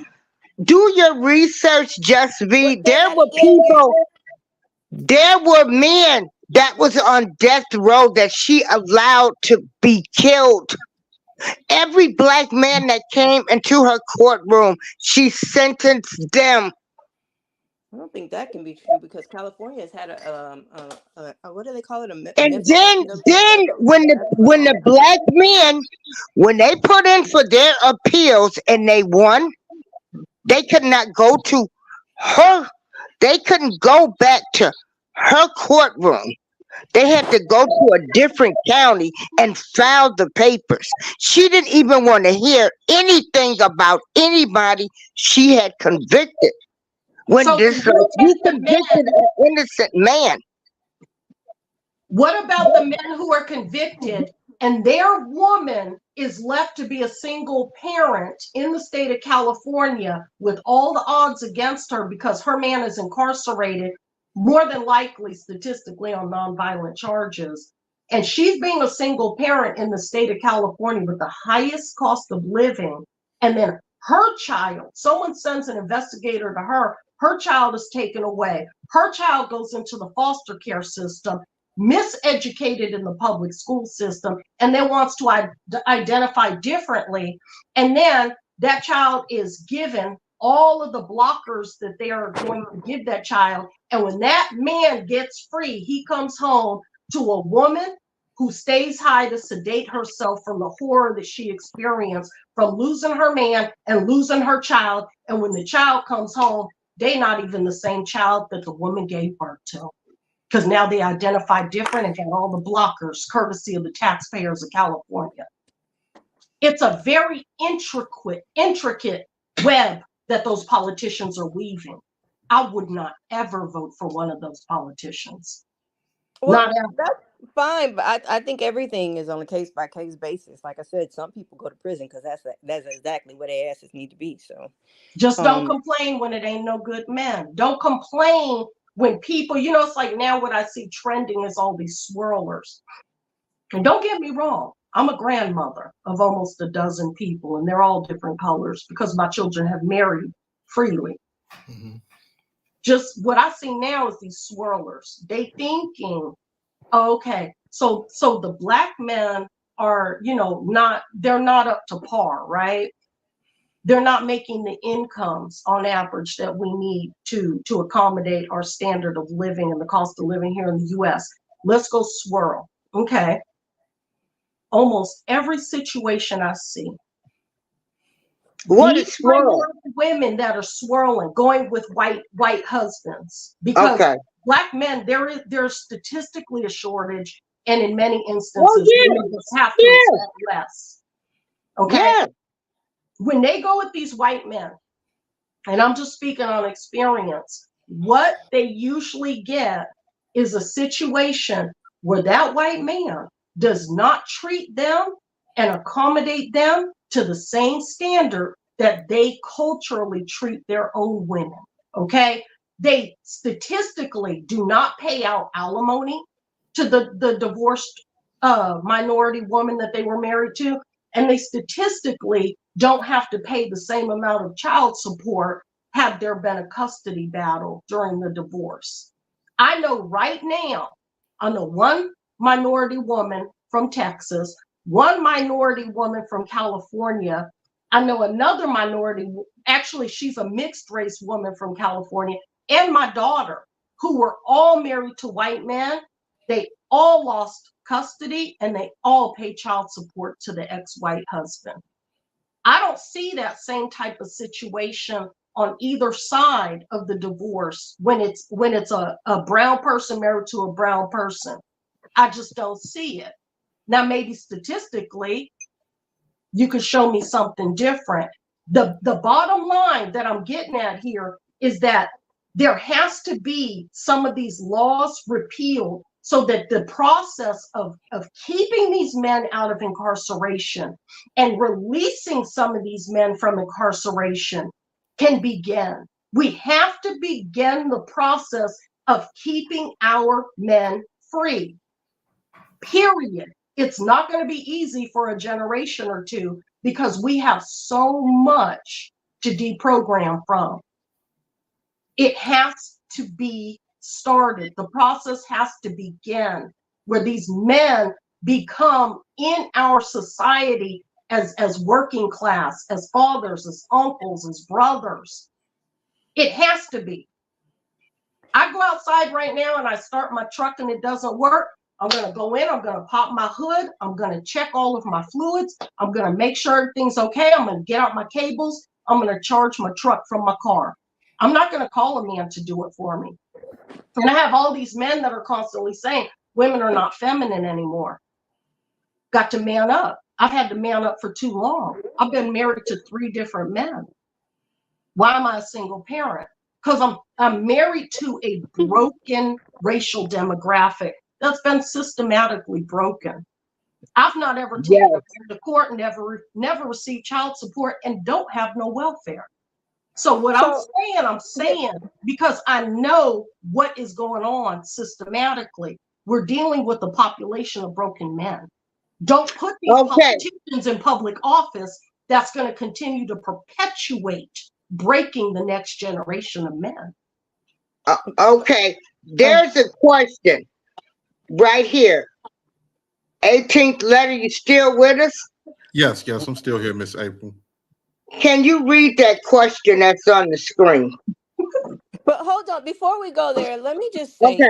before, because I might forget, because I feel like we're doing a lot Okay, of go jumping ahead. around, Go and I ahead, still haven't Brother. answered Right his ahead, question V. about the independent voting block. But nonetheless, Okay, go um, ahead. I'm sorry. no, no, I don't I'm got to go sorry. there first. I could just, I want to just touch on what she said, and Okay, go on. here's the thing. I do believe America needs a lot of social justice reform. That I think most people can agree on, just about everybody, right? Hmm. But when it comes to speaking of black men, so um what do they call it? Shit, I'm losing my train of thought. But when you speak of people as if they're all the same, and I just want to say I strongly disagree with that. Like Miss Paper, you asked me if I've ever been to the hood. When I was 18, I dated a real hustler, and he was the worst thing that ever happened to me. I learned my lesson from that experience, and I would never date anybody even remotely close, even somebody who just remind me of some of the crazy shit that I had to go through when I was with him. I don't like it when um black women speak of black men as if they're all just in jail. There are no good black men. I agree. The good I ones are agree. running out. There's not enough of them. What's going on in your life that you only running in the trash as black men? Because I myself know a lot of great black men, ones that take care of their children, I ones was that ain't gonna never say been in that, V. prisons, I was one gonna, that work. I hate when black people speak of black people as if everybody just down and below the gutter and they just gonna stay there for the rest of their life. Their children gonna be the same way, and on so on and so on. There are too many good black men out here for us to be labeling them all as just freshly released prison inmates. That's Mhm. ridiculous. No, Then I was gonna say statistically, there that. should be no problem. Then there's no shortage. There's no problem. There is Everyone no shouldn't shortage need of any good black welfare men. or public schools because everything's good all here in the hood. So I there you didn't say go. that I'm everything's speaking all good in the statistically. hood. I'm saying that you should be able to give examples of your interactions with black men that don't have to do with being a single mother and people just getting out of jail and knocking on your door for a place to stay. There should be other black men in your life, and if not, I would tell you to stop and regroup, go back there and regroup and try to figure out why all black men you know are no You know good. why? This That's this not is my really my experience. You information. want my experience? You want me to speak from experience? Here you go. You have been speaking from Because experience. I got That's what white I'm saying. family That's a you and I have issue. black That's a you family. issue. Lots of black women know lots of good black men. That's Lots of good. people Then grew there up in should be houses with no their problem. father. Because Lots of here's people. the difference. I know white family, I know black family, and I know the economics. Black economics and white economics is statistically different. That's It's true. That's true statistically too. different.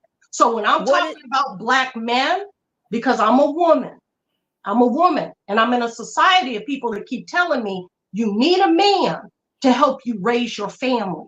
You need a man to help raise your son to be a man. Where's all the good men? Because statistically, black money does not compete with white money. And there's statistically certain things that I'm going to have to provide for my family to stay up to the standard of expectation of raising my minority family here in the United States of America. Black man's income statistically does not provide that standard of expectation for me to raise my family in this country. And so long as I don't have access to the finances, I'm going to be lacking in comparison with white peoples.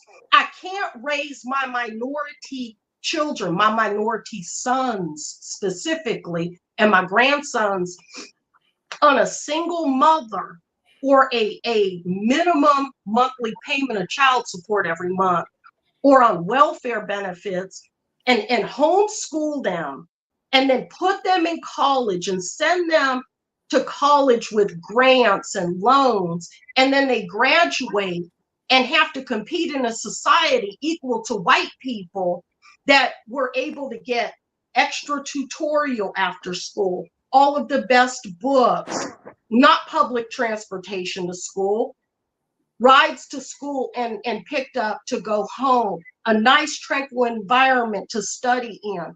When it comes time to go to school, what the scholarships and the grant monies don't pay for, they already have the money because they've already established funds, college funds, when their children were younger. White money does that. Black monies doesn't, statistically speaking. And what happens is in the long run, what that produces is a minority population that is always going to be the second class because it cannot financially compete with the white class. And I know that because I grew up between the two cultures. I grew up between the two different monies. My father's from Hunters Point. I have family from Fillmore in San Francisco. We're all San Francisco born people. My mother's family is Peninsula, Menlo Park, Atherton, California. Look it up. Very Shout out to the different Bay Area. Shout out to the Bay Area. Hi, rockin', baby. Yeah. Felicia, who are you saying has never seen a Black person? Are you talking about me or Miss Flowers? So I don't know who's never seen. I doubt that there's anybody on this panel that doesn't know Black people. Yeah. But Okay, yeah. back to that question. Wait a minute. Oh, go Wait ahead. a minute. Just V, did you finish what you wanted to say? Yeah, I mean, I really can't even remember what I said I needed to say, but yeah, I Well, mean, I just you was talking about us being about what I said about independence, V. Oh, I never got to answer that. Okay, yeah. So okay, I don't have a problem with that except for when it's done so close to an election. I think that if Black people or any other group of people, because historically these third parties have not really made a lot of progress, right? Um Oh, she's trying to say I don't know any Black people and I don't know what I'm talking about. All Just right, keep Felicia going. girl. All right, Okay, Felicia girl. Felicia. No disrespect of No, any Miss kind. April. It is fine because I get up Okay. here and No, I but we talk. don't do the disrespect. Well, I say what Okay. I'm gonna say what I gotta say anyway, regardless. Okay. So, I mean, Okay. hey. Um, I was gonna say, so as far as like a third party voting block, like so historically they've not done well, right? And like right now, Dr. Cornel West is running as a third party candidate. I just feel like if Black people specifically or any group of people want a third party candidate, that's something they need to be working at right after the election. So right when you get Mhm. somebody a new president elected, that's when you start doing that kind of work, because I feel like by the time it comes up in conversation again, it's already too late. And at this time, you just meddling with the numbers. You see what I'm saying? Like a vote against both of them will become a vote for, well, in most cases, it's the Republican Party because they don't usually win by popular vote. So um, they, they're because of the electoral college. I'm sure you understand how the electoral college works, right? So because they don't win with the most amount of numbers, some of those votes that may just go to that third party, you know, it's almost like a win for the Republican just by default, by the way that the system's set up. So that's just my only complaint with it. Because like I said, by the time that people do it, if it's too late, I really feel like for it to really gain the leverage that people would want it to gain, and you just really kind of just playing with the numbers. And there's too many pressing issues in this world right now for us to just be playing with the numbers. So that's just my thought. I would vote for Mr. West before I would vote for the reelection of this president or the election of one of the former presidents. I am libertarian, so I'm not going to vote for Mr. West.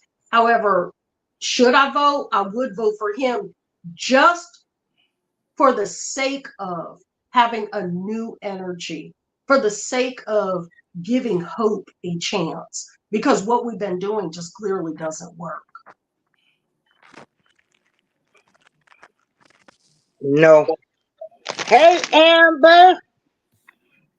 Robin. Anybody else new come in? Felicia, thank you. I bring it every day.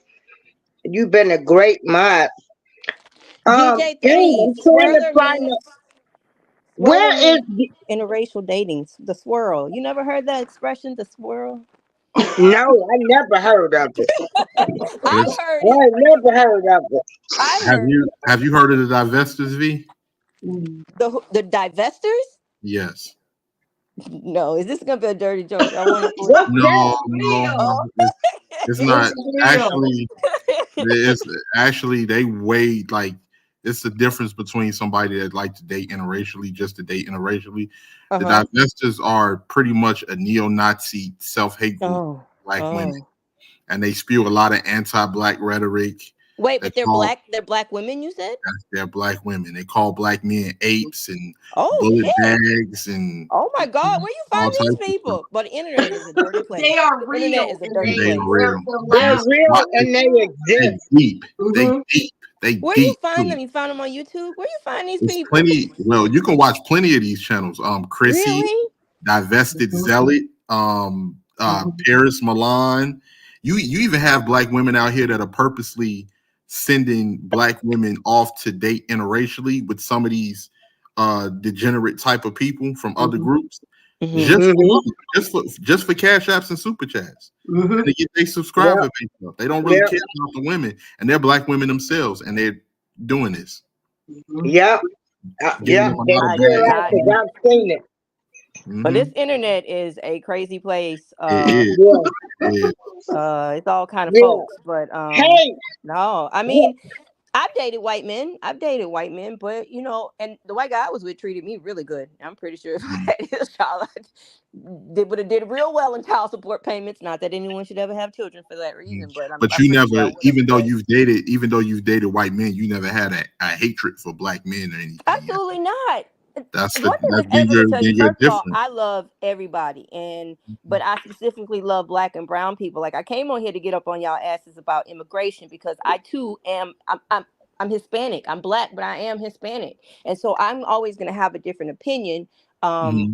just from and not even because my family really had growing up. I didn't have any sort of like real immigration issues. Like I kind of had an easy path, but I know how hard it can be for other people, and then that's why I sympathize with the migrants. Do I think the What's your ethnic background, if you don't mind me asking? um I'm Honduran, Okay, so shout out to Honduras. No, hey, we love all black folks. Shout out to the I'm Afro. from a real third world place. Okay, No, no, I get real you. third world. I get So you. But you know what's funny? I'm trying to figure out all of these people that's coming across the border. Why come we ain't seeing no black Hispanics nowhere? hey, well, Hmm. I'm from the island, and there's a lot of people black from the island, and they live on a beautiful island. But if you're poor, you're still kind of poor because they don't have the sort of things that America has to assist anybody, or Mhm. that I know of. But I don't know why they don't. I don't know. I know a lot of black Hondurans in the States. I mean, but I don't know. And here's the thing. I have sympathy for all of them, but at the same time, I do admit that the migrant problem is a problem. And I don't know that the problem is them letting them in, but it is a problem that people are sleeping on the street and nobody knows what to do. And the New York mayor is begging that he doesn't have enough resources to support all of these people. He's not saying he don't want them there. He came across like he was anti-immigration when he said that, but he's basically saying the federal government isn't giving me more resources. I have all these people that I've let in. You got kids going back to, we simply don't have the resource capacity. Um, and I think that that's definitely a problem. And I think if they're going to continue to do things, they have to figure out a better way because that's what I came up here to tell y'all. Those people want to work. I can assure you, most of them, if they could get a work permit, they will go work. And the thing about it is, they don't tend to be taking jobs from Americans because a lot of the jobs that they're going to do, most Americans don't want to do any damn way. See, here's the So thing. Here's the thing, V. I want to add to that what you're saying. A lot of the jobs that a lot of the migrants are coming here to do, black people then did them jobs 10 times over for hundreds of years. If you notice, like when it comes to black people not wanting to work, has anybody ever noticed that stereotype didn't come up until black people wanted to get hold paid on. for their When work? I said Americans don't want to do, I don't mean Black Americans. That's not what I'm saying. No, no, Like I get it what was like you're a saying. shortage one year of Mhm. people to pick strawberries. I'm simply saying these are people who came from really terrible circumstances. So Right. to a certain extent, they're going to do anything to get by, but they're not allowed to work until they get their whole asylum claim processed. And so therefore, they become a problem to whatever city they're in because what do you do with these people? How do you house them? How do you feed them? They can't work, they can't make any money. And they were already saying, like in New York, the people were going to like the black market kind of work. I don't know exactly what that means, but they just classified it as dangerous. I don't know if it's prostitution or some shaky construction. But you know, they can't provide for themselves. The Americans are going to do those jobs and have always done those jobs. The issue is that many of the employers of these low wage jobs, They don't want to pay. would rather pay less than minimum wage. And once I show up as an American speaking colloquial American English with a social security number and a California or Georgia ID, they have to pay me minimum wage. They're not going to give me under the table. So many of these employers, they actually want low wage, under the table, less than minimum wage workers. And so what that's doing is it's making it so that our only option for low wage, under minimum wage jobs is to actually be convicted of a felony and have to work those jobs in prison, or be out here and not make the ends meet. Americans have a standard of expectation. As a parent, if a social worker pops up at the door, they're going to want to know, where's the sleeping arrangements? Is there food on the shelves? You have a vehicle? You know, where does everyone go to school? Can I see all of your paperwork for homeschooling? You know, who's paying the bills here? Who resides here at this address? We have a standard. We cannot say, well, you know what? I'm American. I'm just homeless and I can't provide. No, people that are coming here from other countries, you notice how they actually have the freedom to have no money, to can't provide for their family, and their families are being kept intact often. Our families are being taken from us for the same reasons. Okay, I can't plead my case to the court and say I didn't know better. I'm being held to a high standard with no excuses, while other people are being given a free pass to not honor the American expectation and standard of providing for a family. You know, there's a big problem. When I moved to the Middle East, because I resided in Yemen, Yemen is just coming out of a civil war. It's what we would consider a third world country.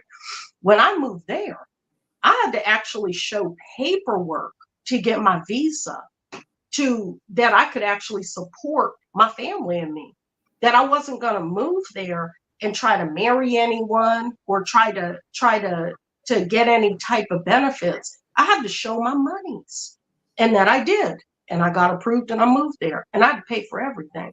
When the going got tough and I couldn't hang anymore, I had to come to America again, because they didn't have any safety net options for me. I'm either there, I pay to stay, or I go home, period. The people were kind to me. I loved the experience. I attended school. I had to pay my way every cent of my experience. And when I couldn't, everyone was kind. They understood. Many of them were sad to see me go home. Here I am in the US again. And that's the situation. I'm not going to say that people shouldn't come here. My mother's mother came here after World War II from Italy. It's okay for people to come here, and Americans go to other countries.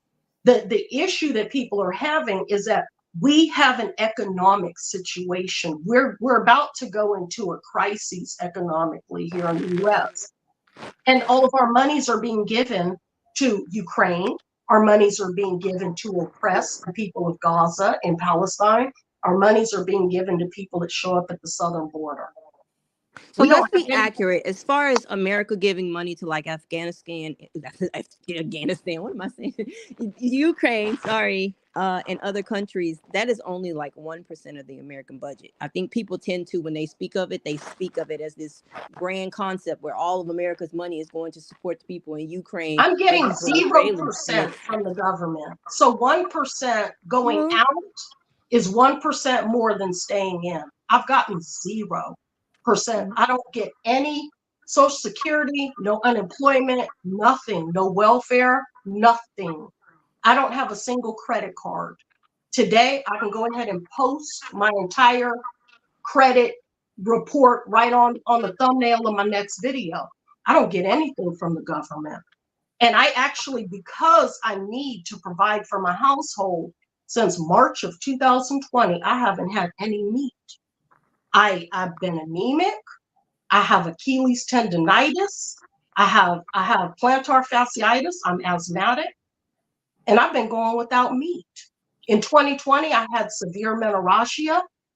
I just depleted all my iron. My knees are cracking right now because I haven't had enough calcium. I make sure that I go without so that my family can go with what they need. And yet I'm watching people come here that haven't invested anything. My grandfather was in World War II. He was in the Navy. My father's parents are Choctaw and Cherokee. My father's father is Choctaw and Black. My father's mother is Cherokee. They've been here. They've been here and they've been paying into the system. And we don't get anything. I'm literally living hand to mouth. I tried to do a garden. I just couldn't do it because I can't get outside regularly because my ankle goes out on me. I'm having a struggle to just do the basics. And there's people that are doing far more than me with less mobility and more pain and aches. And it is heartbreaking that this government that seems as though it's a puppet government is giving everything that we have to other people that it deems more worthy of our stuff. If this government would just say property tax moratorium, I would be happy with no complaints. Just right now, we're in October. The month of November, I got to come up with $2,000 to pay my property taxes. For what? My children ain't never attended the public schools. I ain't called the police on not one single person. I ain't called for help for any of the services that my taxes are going to. Who's using my money? I'm a minority single mother. I ain't took no brother to court and got no child support. Never reported my ex-husband. Why am I paying $2,000 a month, a year, just to make sure that other people get free education, that other people get free library access, that other people get all this free stuff, and I get nothing. I get nothing. They said in But those 2020, same services are available to you. You just choose not to make use of them, but they're still they're available not to you. available. If your to me. house caught fire tomorrow, I assure you, you're going to call the fire department. You're not going to try to put the fire out yourself. You know what?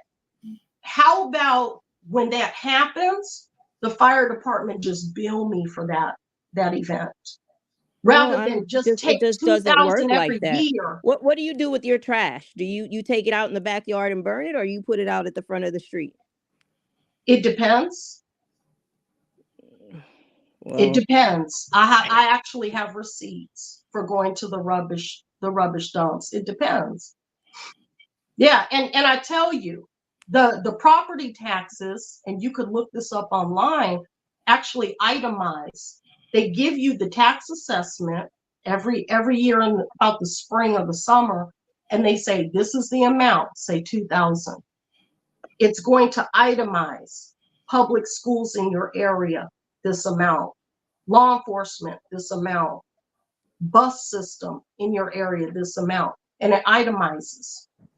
The majority of the monies this year is going to public school education. But just because you choose not to homeschool your children, I mean, you don't see the value in funding public schools? I mean, because you, like you said, you're a stay-at-home mom. Have verifiably funneled people into the prison system, verifiably, statistically proven. Oh, there's lots of people that go to school and don't go to prison. There are, and there's plenty that do. I'm not going to take that chance with my DNA. Well, the crazy thing that I would say with the public school situation right now is that we all can agree that public school education is very lackluster compared to private school education, because there's more money that are funded into private schools. And also the education that you get in public schools are not to prepare you for the world. It's not. Even like I said earlier, now you have them putting this whole alphabet identity thing in public schools. and they're pretty much having these kids question their sexuality at an age where they cannot even fully understand it, and that's to cause more confusion, to keep people fighting over certain things, while a lot of the people are pretty much running out the back door with the money. Because like Mhm. to what Miss Flowers was saying, I understand to a certain extent. Like I say, I definitely understand the migrants not having anything, but the fact that everything is really being taken off of especially black people's back here, that's going to cause that's definitely going to cause a problem. But I'm smart enough to know that this is a strategy that a lot of countries do, where they bring in people to undermine the people there and cause infighting and cause tensions between those people. So I do understand that, but they have a purpose in why they're doing this. The government in the United States has purposely destabilized a lot of these countries' governments by putting puppets in there, and a lot of these people are destitute, and they come into the United States. But also another thing too that worries me is that we know, I hate to say it, but we know, like, with some of these people at the southern border, they already got an anti-black mentality. That's a problem too. Some depending on what country they came from, because that's something, blackness has not been something that has been addressed down there as far as even with their black populations. So apart from that, then coming here and then taking all of the resources, and a lot of these people tend to look out for self. They don't share the resources once they get them. You have a lot of people that get into construction, they'll be quick to put up a sign: if you don't speak Spanish, we ain't hiring. Or uh, if it's only they only have Spanish speaking people in there, and they rarely would allow other people, and we don't do that. We don't But do that. I don't think that probably just happened because there were more people who spoke Spanish taking the jobs, and so it's kind of like we need you to be able to communicate. It's not like they're saying I need you to go out in the world and speak Spanish. I need you to be able to speak Spanish on this job site so we can all collectively communicate. So I think that Okay, might but just be they don't know how to speak English for us to communicate with them. right. But I'm talking They come specifically over about here, on a job they site. should be taught to speak English. Well, I'm sure they. I'm Well, I sick of press one for English. Why I gotta press one for English? I'm in America, an English speaking country. yeah, but Black people in I 1963 I went don't know. so hard for equal rights that in 1964 the Civil Rights Act was passed, that it gives anyone and everyone, regardless of their personal traits, the equality that they need to compete and succeed in this American society. That was the 1964 Civil Rights Act. And who was that was marching for equality? Who was that was there side to Bernie side? Sanders. Girl, Bernie was out there, Miss April. You know Bernie 102. He was there. Bernie was there, okay? why do you quickly point out those people first? Bernie I was there though, remember Miss Martin April. Luther King. I remember a whole lot of women. Obviously, MLK was there, Miss April. I'm not trying to discredit Dr. King, but Uh, Bernie ass was but also out why there. did you go? But why did you go straight to Bernie? Bernie. Because I think it's kind of funny because Bernie really was there. Yeah, It's, Bernie, it's just a I'm not joke gonna that didn't lie. land well, but Okay, he was he was there. there. He was there. Okay, but so what? It was black women that left their kids, that risked not having jobs, black men, and then the first person you can think of is Bernie Sanders Miss as April, I think being You just, Miss April was just you like just a saying fly it's a joke. joke. It It was was like a a joke. fly it. joke, but he Oh, was okay. actually Cause there. yeah, he Obviously, was there. I don't feel like I have to Okay, run down the list of all the well-known civil rights leaders. I feel like we okay, know them. I wasn't. It's not that serious, Miss April. okay, Yeah, yeah, obviously, black okay, people was there. okay. Obviously, that's And why. Bernie, did Bernie have some mittens with him? No, he didn't have his mittens that day. He was young back Okay, then.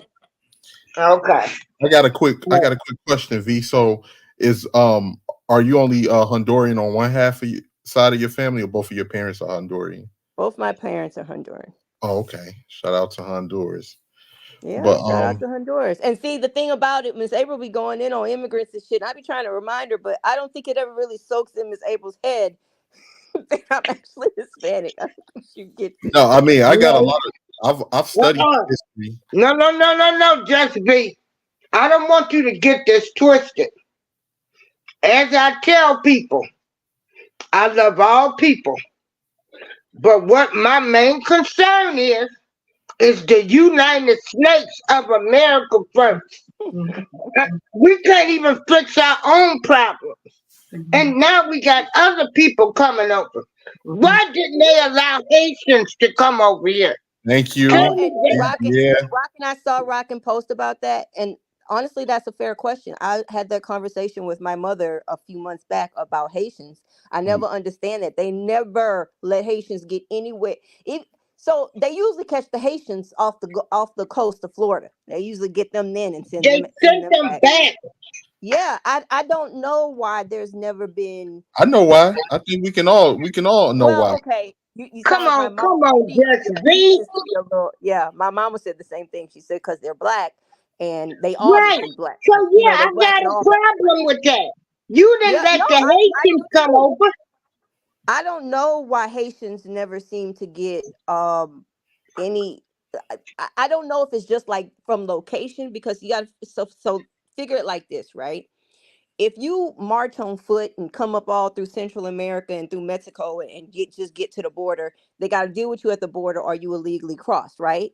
So I don't know if it's just like a location thing, like geography, like maybe because they usually catch them, like coming over on boats and stuff like that. I don't know if they just stop them there, so they never really make it to like an entrance point where they could either be processed or illegally crossed. Like I don't know. I don't know, but that is a very valid question. I've wanted to know the same thing because right now Haiti is tore up. Honestly, they can't catch a break. Before the madness they have going on now, they had what, two terrible hurricanes. Like they can't catch a break.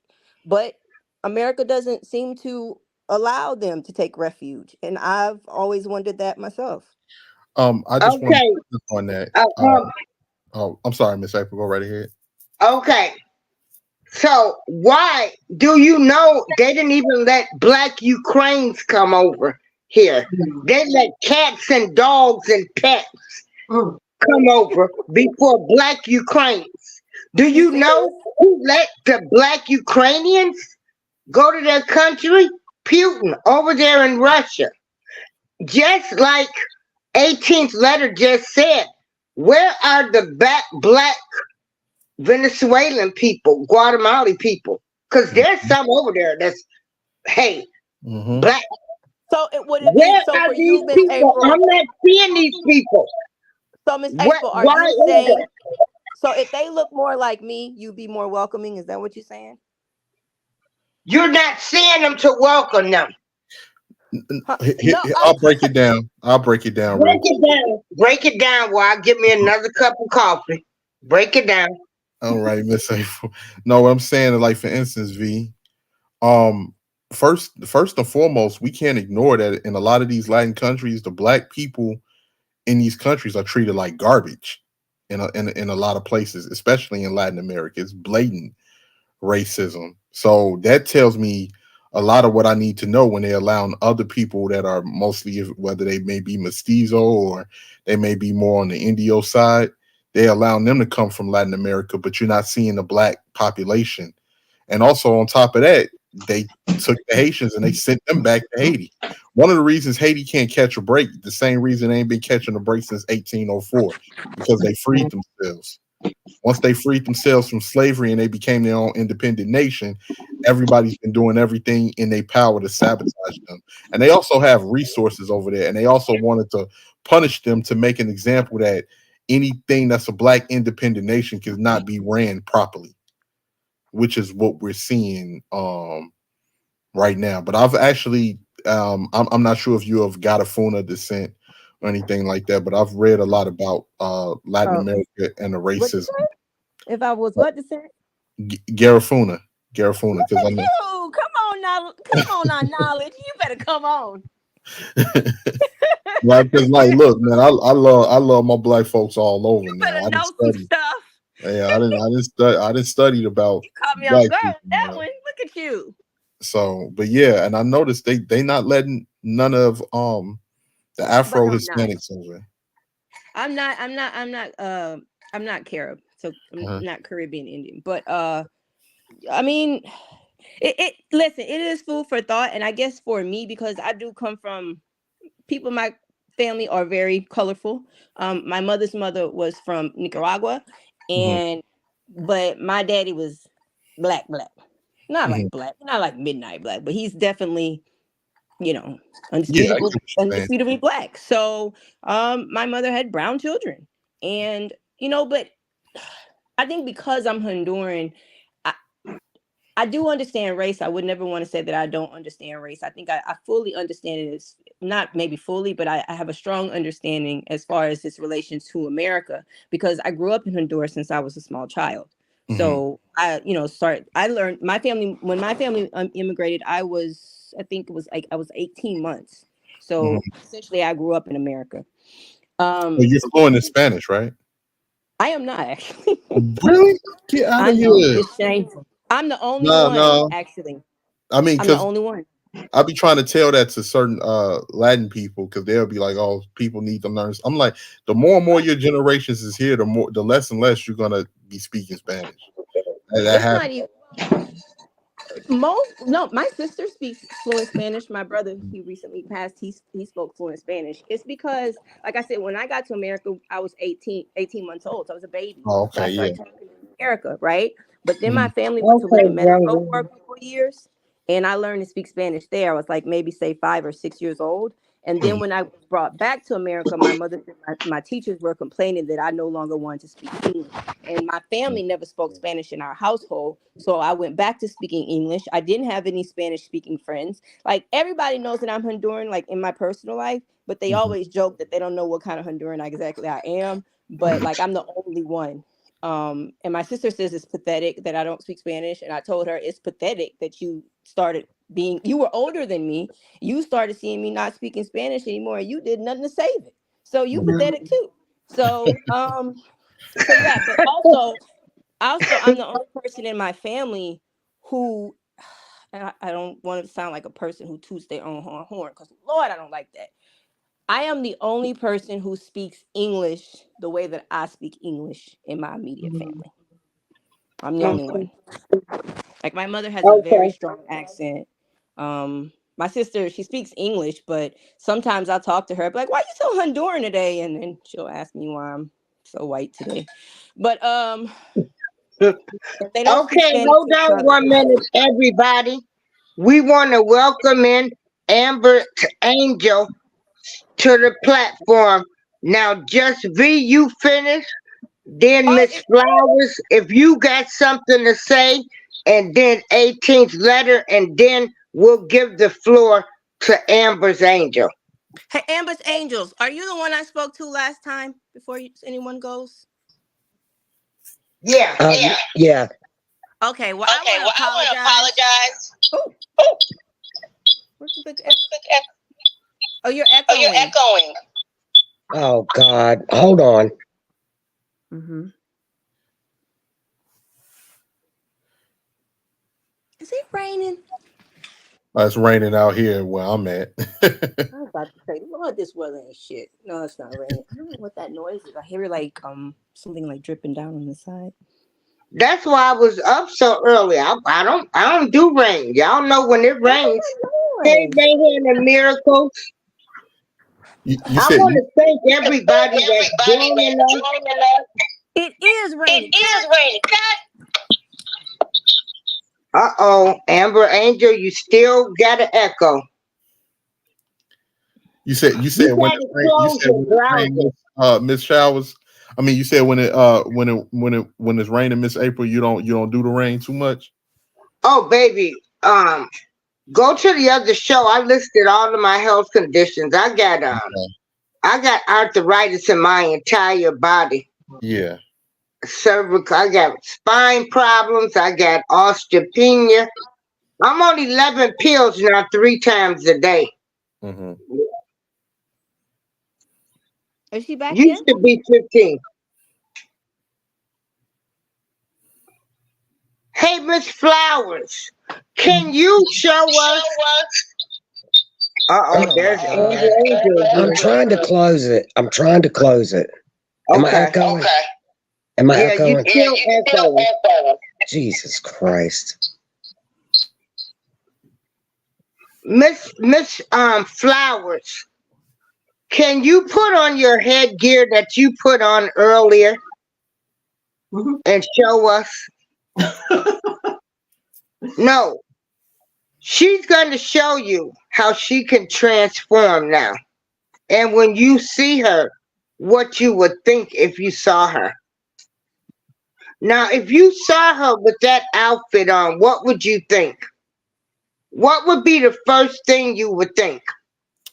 Um, uh, uh, like an Afro Arab, mostly like a Afro Arab, a person of African descent that's Arab, and I know they are in Yemen.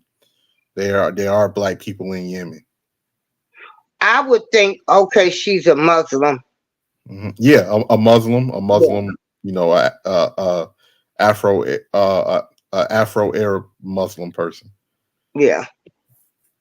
Now see how she can just change that and transform just like that.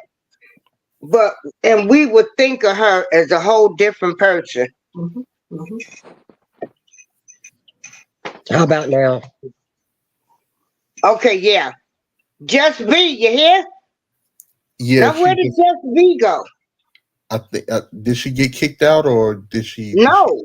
She keeps I hope her cell phone's not the battery's getting low. But see how she looks now?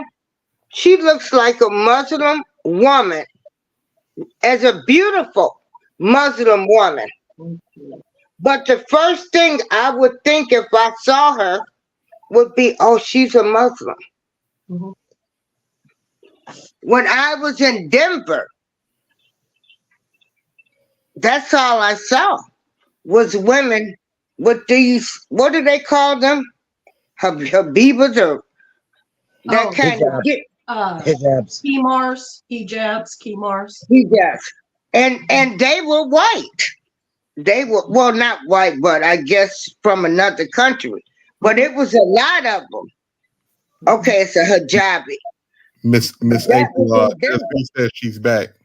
Okay, hold on.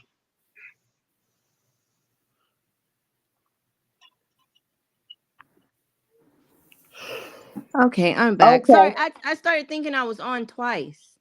But no, but let me just say, Mhm. what I don't is Amber, right? I'm sorry. I wanted to yeah, apologize the last time I was on with you, like last week, because it was supposed to be Fireball Friday, but I'm I started drinking a little bit before y'all, and I just was a bit unreasonable and rude, and I apologize because even if we disagree, that's just not how I like to express myself. So I do apologize. Well, hey, I just this feel what that I'm talking about with uh sisterhood. That's a yeah, real woman right there. yeah, I just like some things I say, a whole lot of people don't like things I say. But you have freedom to speak. I have freedom to speak. We all have freedom to speak. We can't change how somebody feels. We can try to encourage them and show them a different way, but we can't force it on them. Now, it's a good thing that she put on her hijab because this helps me get to my point. And my point is simple. Um, the the main problem everything stems back to is identity. We are in an identity crisis at magnitudes not reached before because and especially we've always been the melting pot, and now it used to be white people were complaining about black people doing this and black people doing that.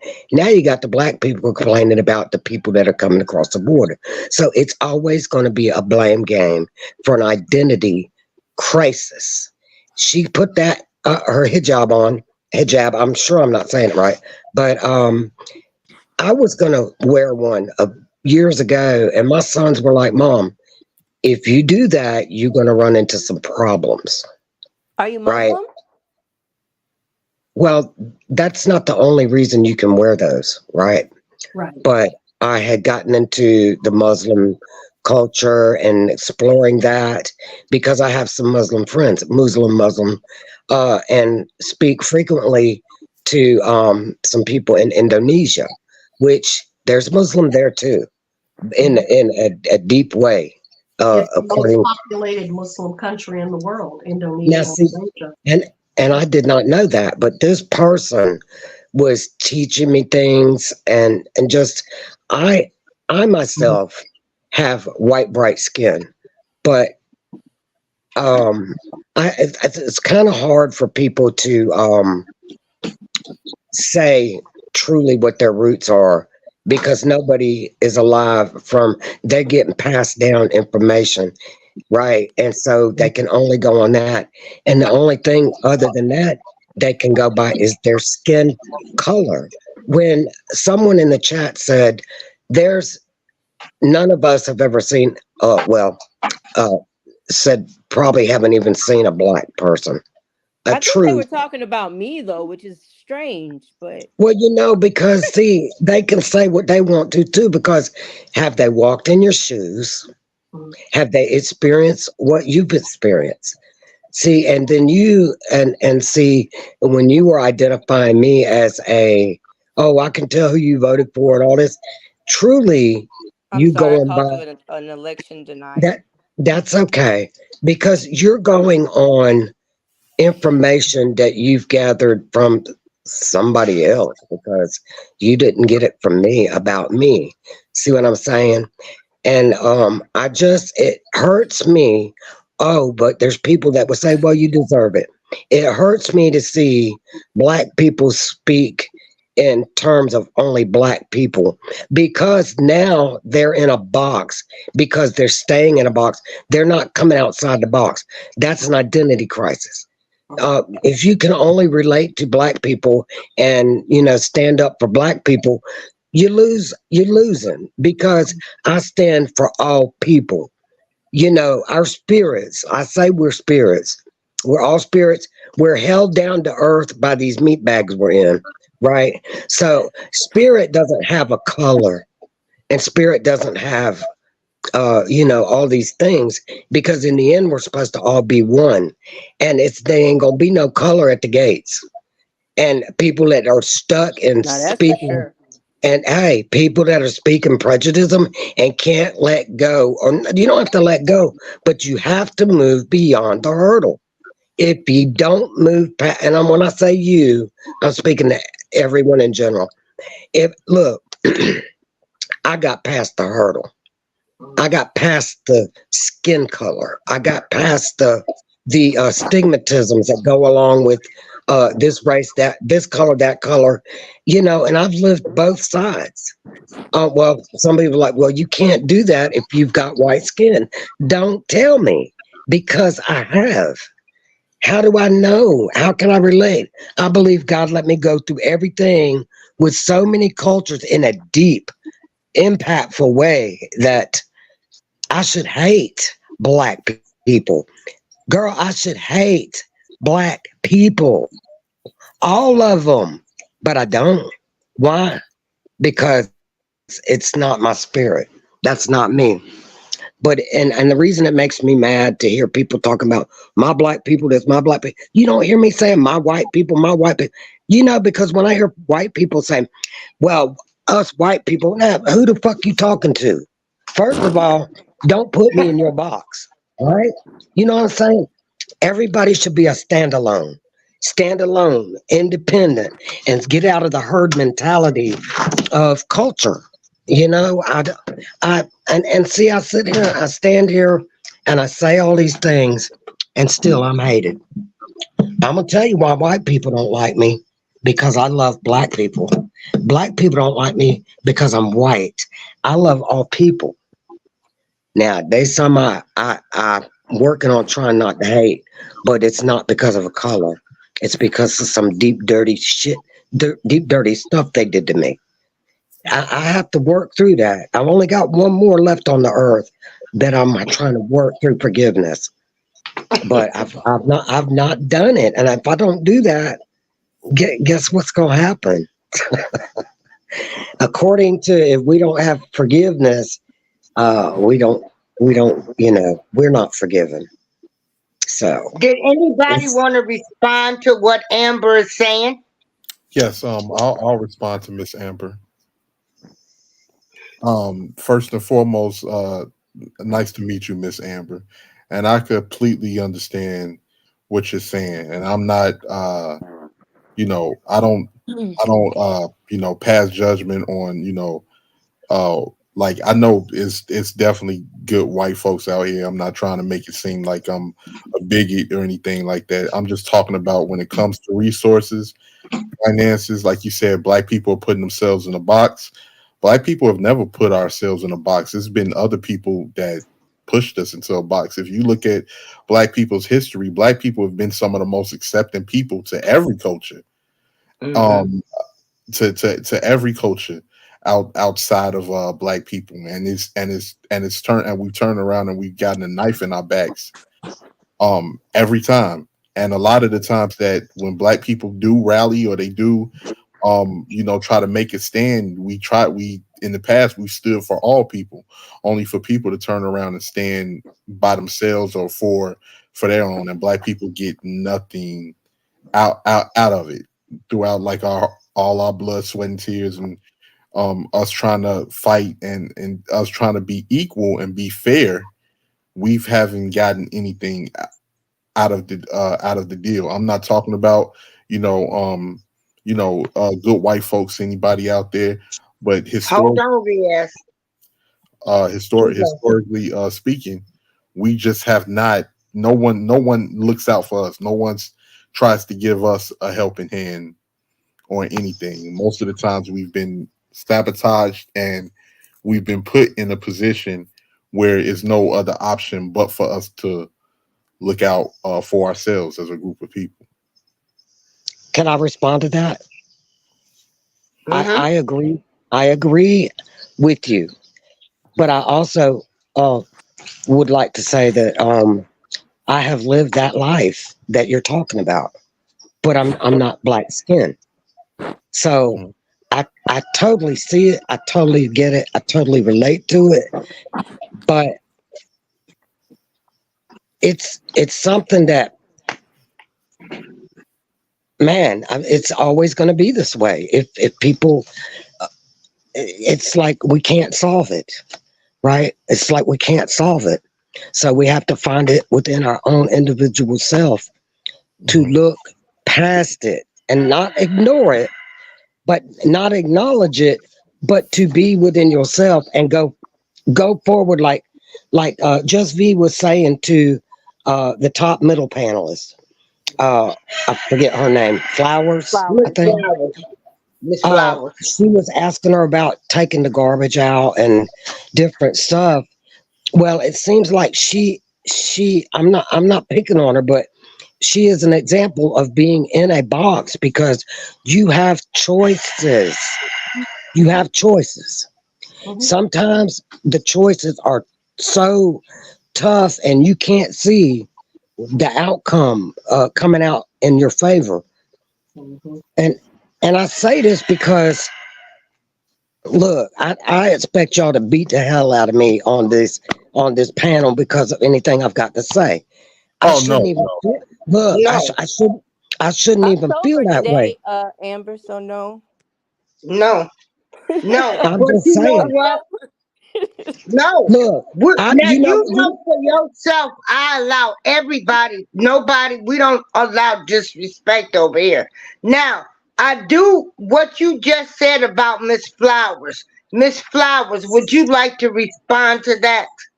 Yes. Firstly, Okay. my mother is a white woman, and she lost all of her half breed mixed race children to the foster care system, and then later to the penitentiary system.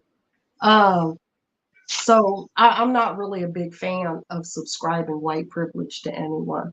Hey, Secondly, you know, oh my God, ex-husband, he left me. wiping your He ass is a ghosted me. privilege. Yeah, my ex-husband ghosted me in 2006. I've been celibate since 2006. What did he do? He went off and got a PhD. He's now the imam at Harvard. I've never taken the brother to court. Okay. So he's living high on the hog with someone Well, from that's your another fault. country. Yeah, exactly. So yeah, I'm kind of stuck in the middle of these different lists of grievances socially. Nonetheless, I had a situation just recently, a year ago.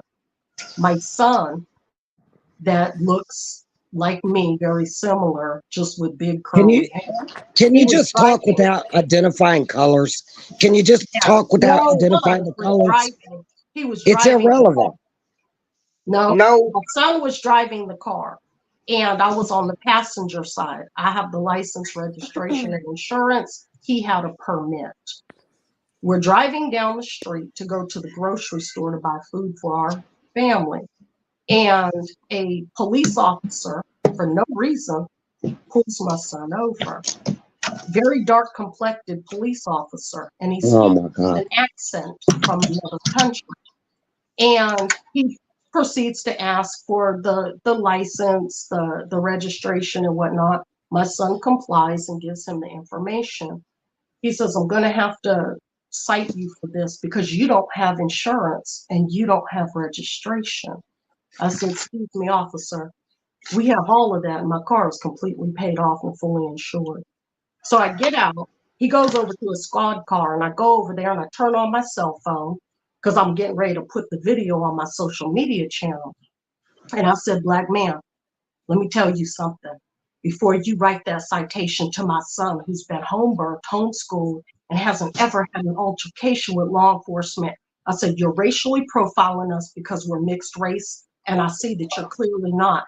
Before you say anything to me, I want you to know that my kid's grandfather, Charles Burris, was the mayor of this city, stopped the Klan from marching in this city in the 1990s, and before that, you would not have the authority to come up on us with a badge and cite my son.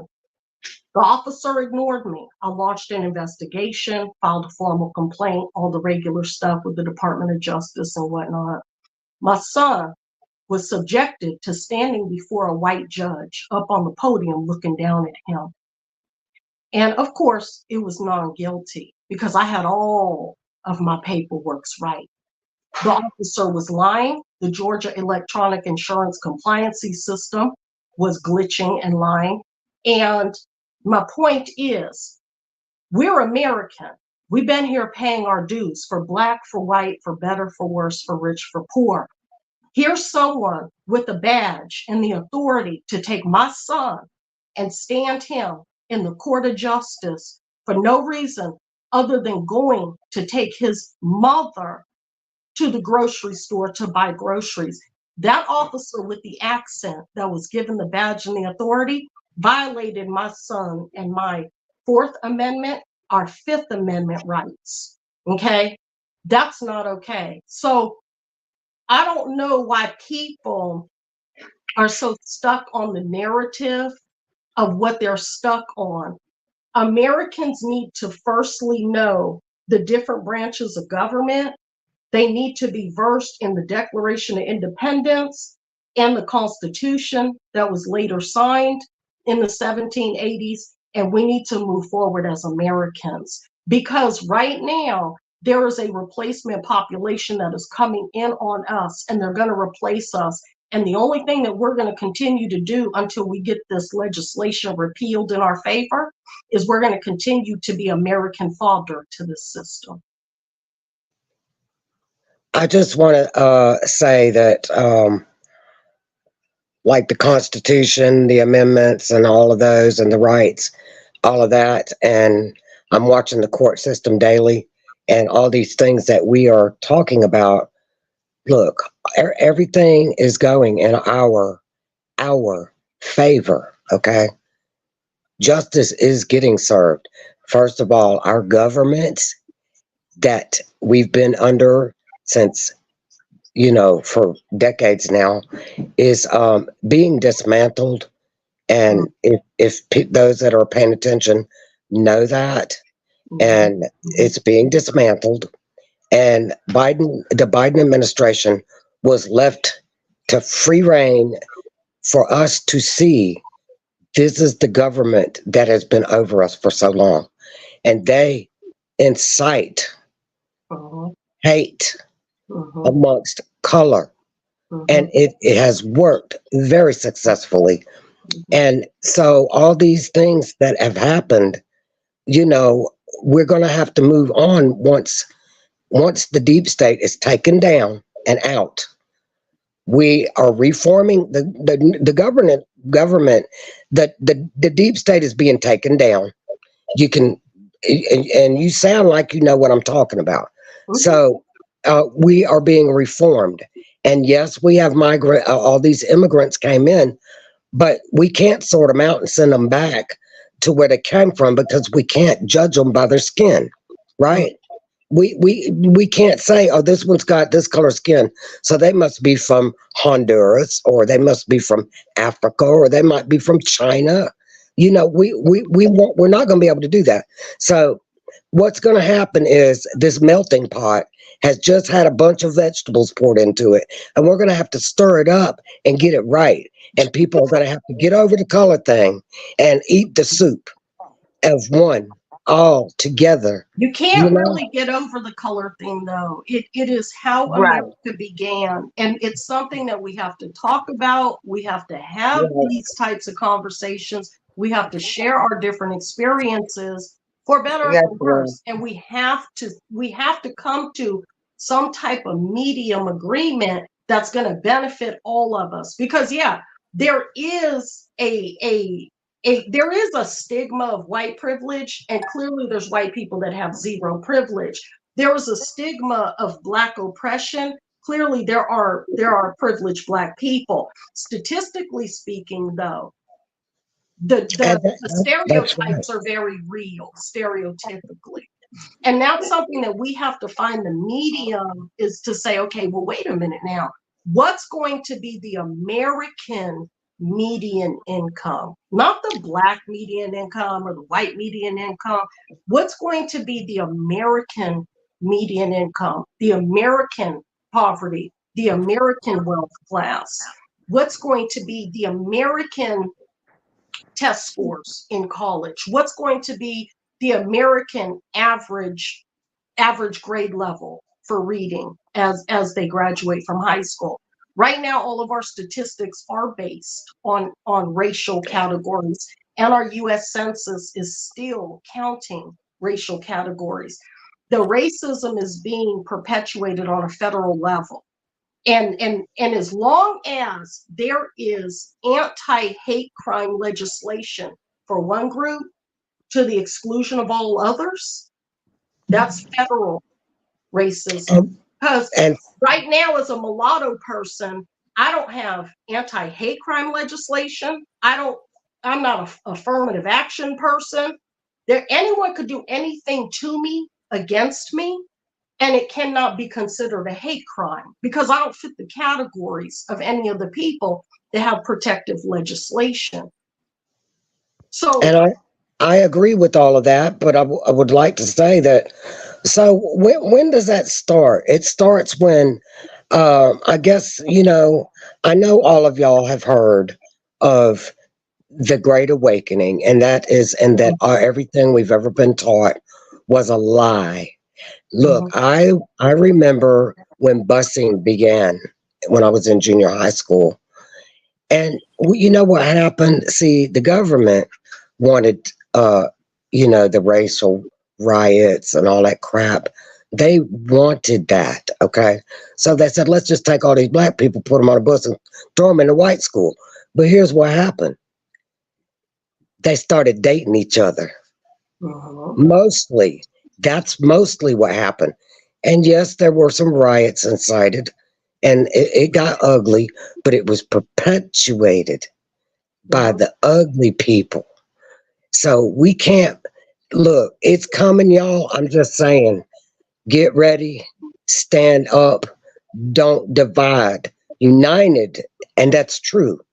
United, and no matter how bad you feel against another color, we're gonna have to unite, y'all.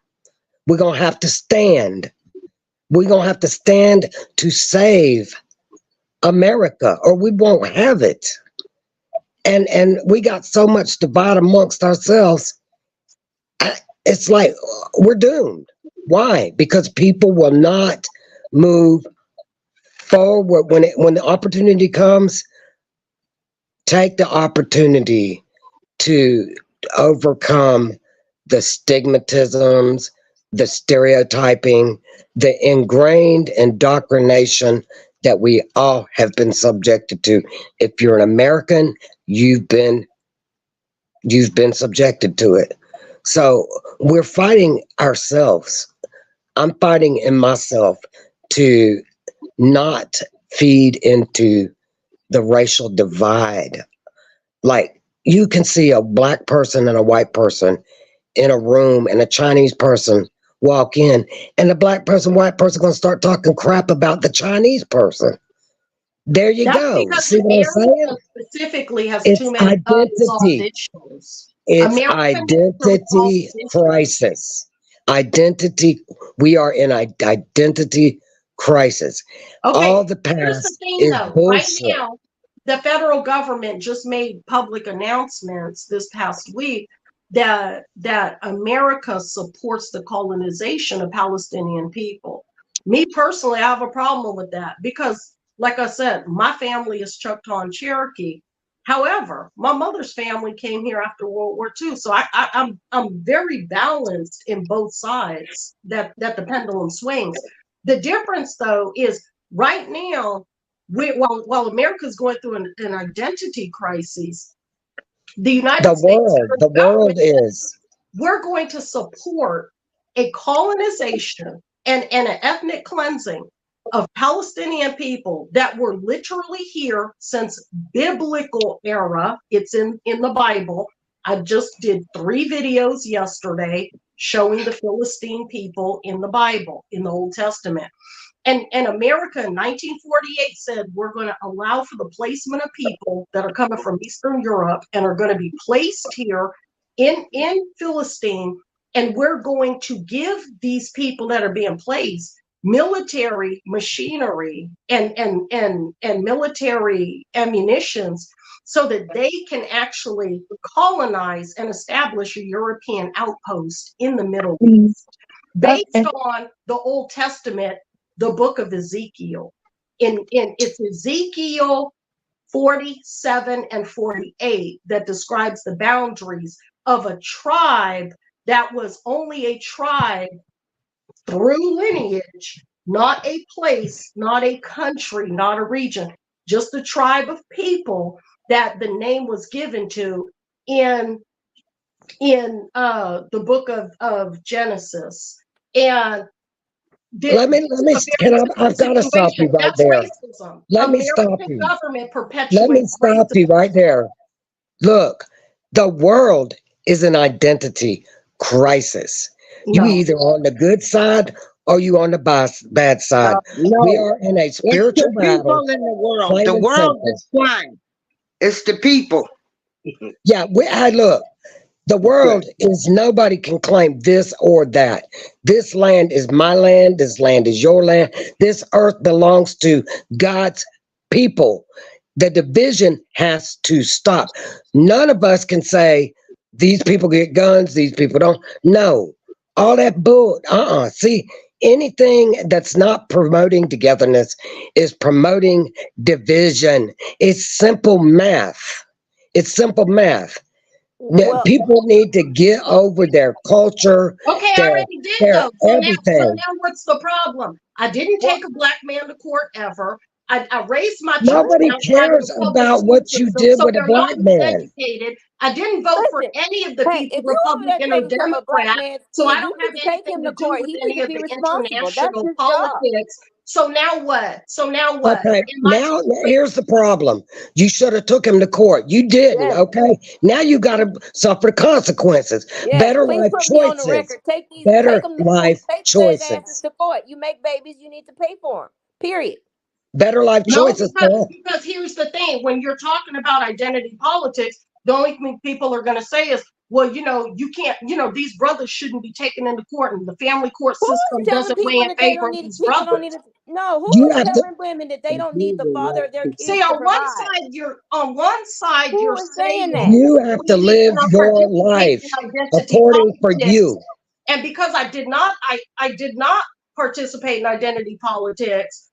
Now I'm What is suffering the Girl. the consequences. politics So what bullshit I've about? done is I've Identity said is not a I politics thing. voluntarily, I, I I just want to voluntarily say, Hold absorb up. the What? karma. Hold up. We got to come back. Okay. Let her finish. Then just V and then Angel. Let Miss Flowers finish. Okay.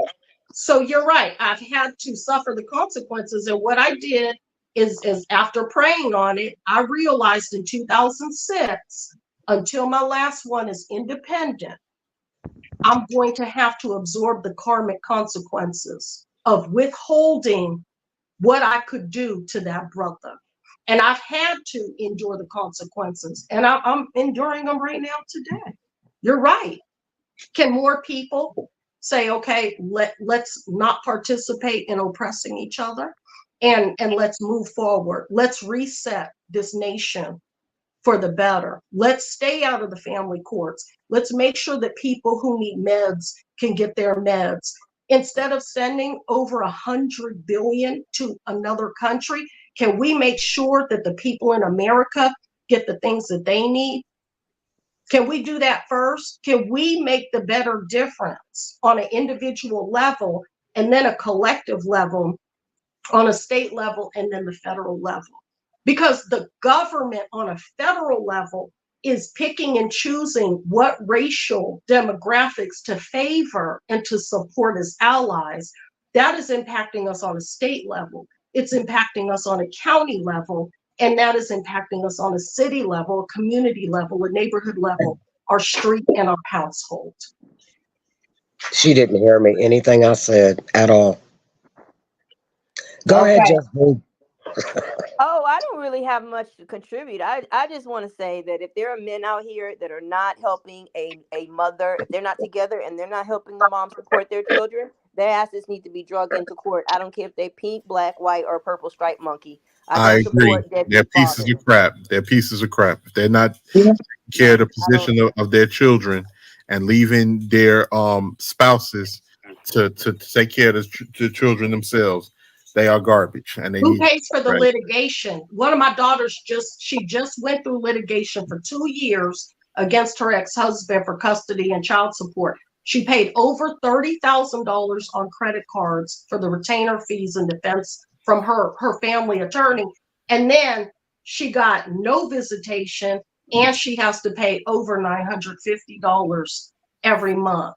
Real situation. So where as a single mother am I going to get credit cards and $30,000 limits to go ahead and litigate against a man who is a bachelor degree social worker, who is a PhD professor, and is working at Harvard University?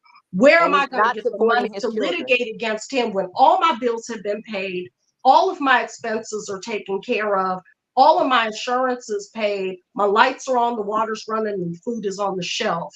Where am So I going what's to the get extra problem? litigation money?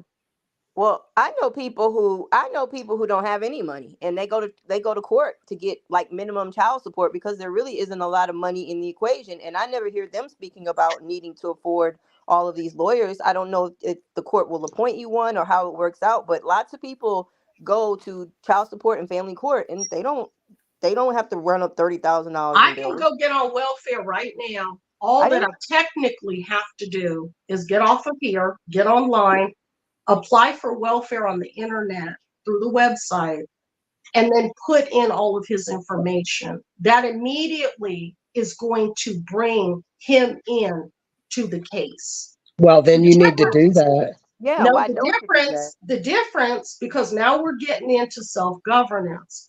I'm a homeschooler, I'm an independent American. That's your Do choice. I want to voluntarily create a case on myself? That's your choice. Exactly. That's why I said I absorb the consequences in the name of Then having you can't complain.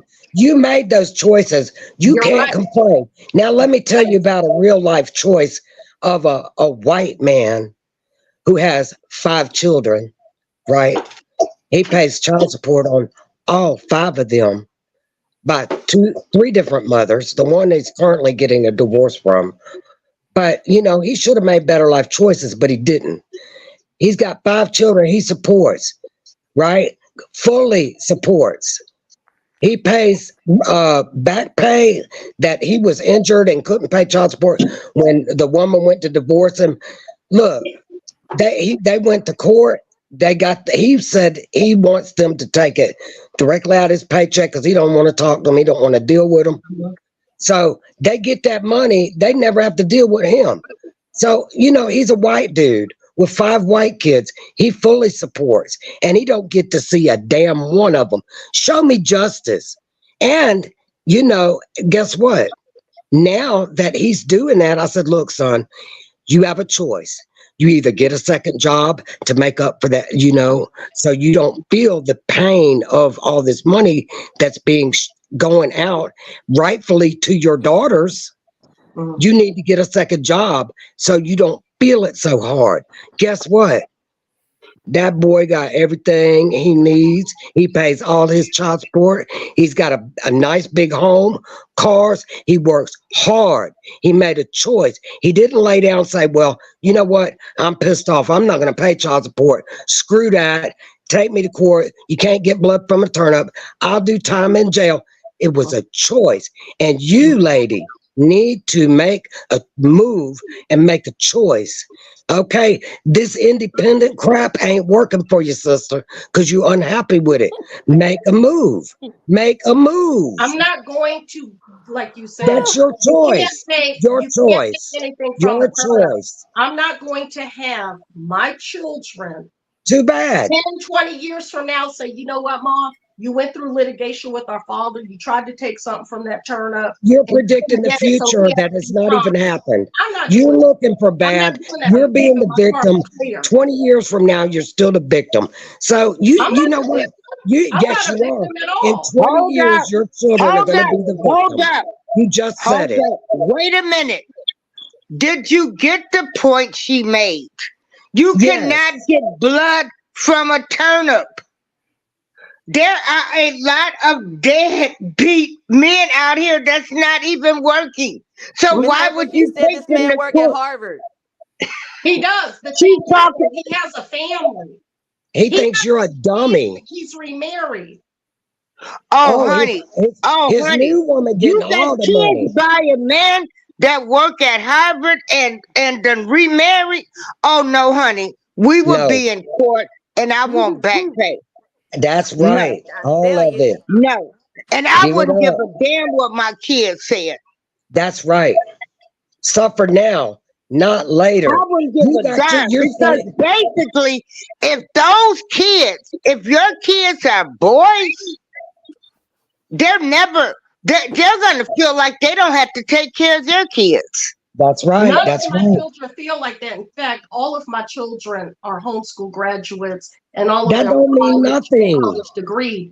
Now I tell you what my older children have done is when they were young adults, they're in their 30s now. They did do a legal name change to my name because they did say, you know what, as an adult, what my father neglected to do and what I'm doing now, it isn't that hard. He could have done it. And you know what? I don't want anything to do with him. So that's You neglected. the difference. You neglected. You neglected. You Really? neglected to go get that money for them. Really? Sorry. You neglecting them. You need to go get that money. That daddies need to pay the I fuck would up. never let Tired of this shit. a man that walked around here that had a Swinging good that job dick, walking getting more around babies. free and not take care of their kids. Hell That's why no. I don't like people like Jay-Z or Beyonce's dad. Y'all made these outside kids and don't want to take care of them and stuff. What She the must be heck? scared of him. Scared of him. Go get that damn money for that Harvard motherfucker. I'm not going to do anything. He left. Hey, the Benjamin, 18th suffer your letter. children. What do you think? Who are Oh, you proving something to though by doing this, making life so much more difficult? Like if he paid his fair share, your children would have more resources, so you can do, I don't know, whatever you do spend Well, money they're on. grown now, but I would still want my back pay. victim Ain't is no way I comfortable would have let a man sometimes. walk in the Woe is 18th me. letter. What I is don't your want, I response don't to want this to with her litigate. I don't want to letting a litigate. man get away with not paying child support? I don't Give want me to Yeah, your that's litigate response. against bullshit. him. I just don't want to go to court and litigate against him. I just don't want Lazy. to. Lazy. Just lazy. You can't The dance to the 18th music. letter, where you at? Am I lazy? I've been a homeschooler since 94. Everyone's in college. Am I lazy? Yeah. She's Really? Go not get that damn lazy, money from Amber. that man. She's just Really? lazy You when must it have comes. quite the impressive resume. Let's hear it. Since you do so What much did more you than have? me, What how was the lazy? question? What was the question? What was your The question? question, the 18th letter, are you still with us? Yes, I am, Miss April. Okay, give us your take on a woman not taking a man who is a Harvard graduate, not taking him to court. What type of message does that send, and what did that do to her? I need a man to answer this question. Well, first Go and ahead. foremost, even if I was in the presence of that man in general, and this is just a man speaking to another man before I get into this, most men are going to tell him, what are you doing and why are you not taking care of your children? Because that's your obligation as a man to take care of children that you help create, that you're responsible for. Nobody else. Whatever your relationship may be with your ex-spouse or your ex-wife or whatever, those are your children and those are your responsibility. How could you even walk around here as a man with your head up, Mhm. like you're not, you're not responding to your responsibilities Mhm. as a man. Second and foremost, anybody would tell you, Miss Flowers, he should be taken to court. Period. Point blank. Mhm. There's no way that he can be a Harvard graduate with a good job and just completely abandon his kids and not taking care of his responsibilities. Now, if you upset with us as a family and you feel like you don't want to have anything to do with the kids, that's one thing. But when it's all said and done, sir, you're gonna pay. You're gonna pay. You have to pay. Mhm. So, Yeah. however he may feel, he should be taken to court and he should be charged with back child support and he should be forced to pay. If that pisses him off, excuse my language, Miss April, tough titty says to kitty. So, Yep. He'll be all right. Mhm. Yeah, I totally agree. I totally agree. I just opted out because the whole process of litigation and litigation for child custody and support and retroactivated dependent support is based on state to state. And I have made the phone calls. I have made the phone calls. I do know what it costs. I do know what the attorney retainer fees are. And I do know the range of what I stand to be awarded. Don't you already have custody? Why do you need? I mean, I have and I'm going to tell you why. Because in the state of Georgia, the mother is going to get full custody based on the father abandoning. So that's already there. However, the state of Georgia has revamped all of its paternity verification standards. And so there has to be some type of, number one, I would have to get an attorney. I'd have to hire an attorney with the retainer fee. And then everything has to be established as though I just gave birth to a newborn. All the paternity, once the paternity is established, then all custody has to be established. And then once the custody is established, then we would determine who has to pay what based on our assets. Based on our assets.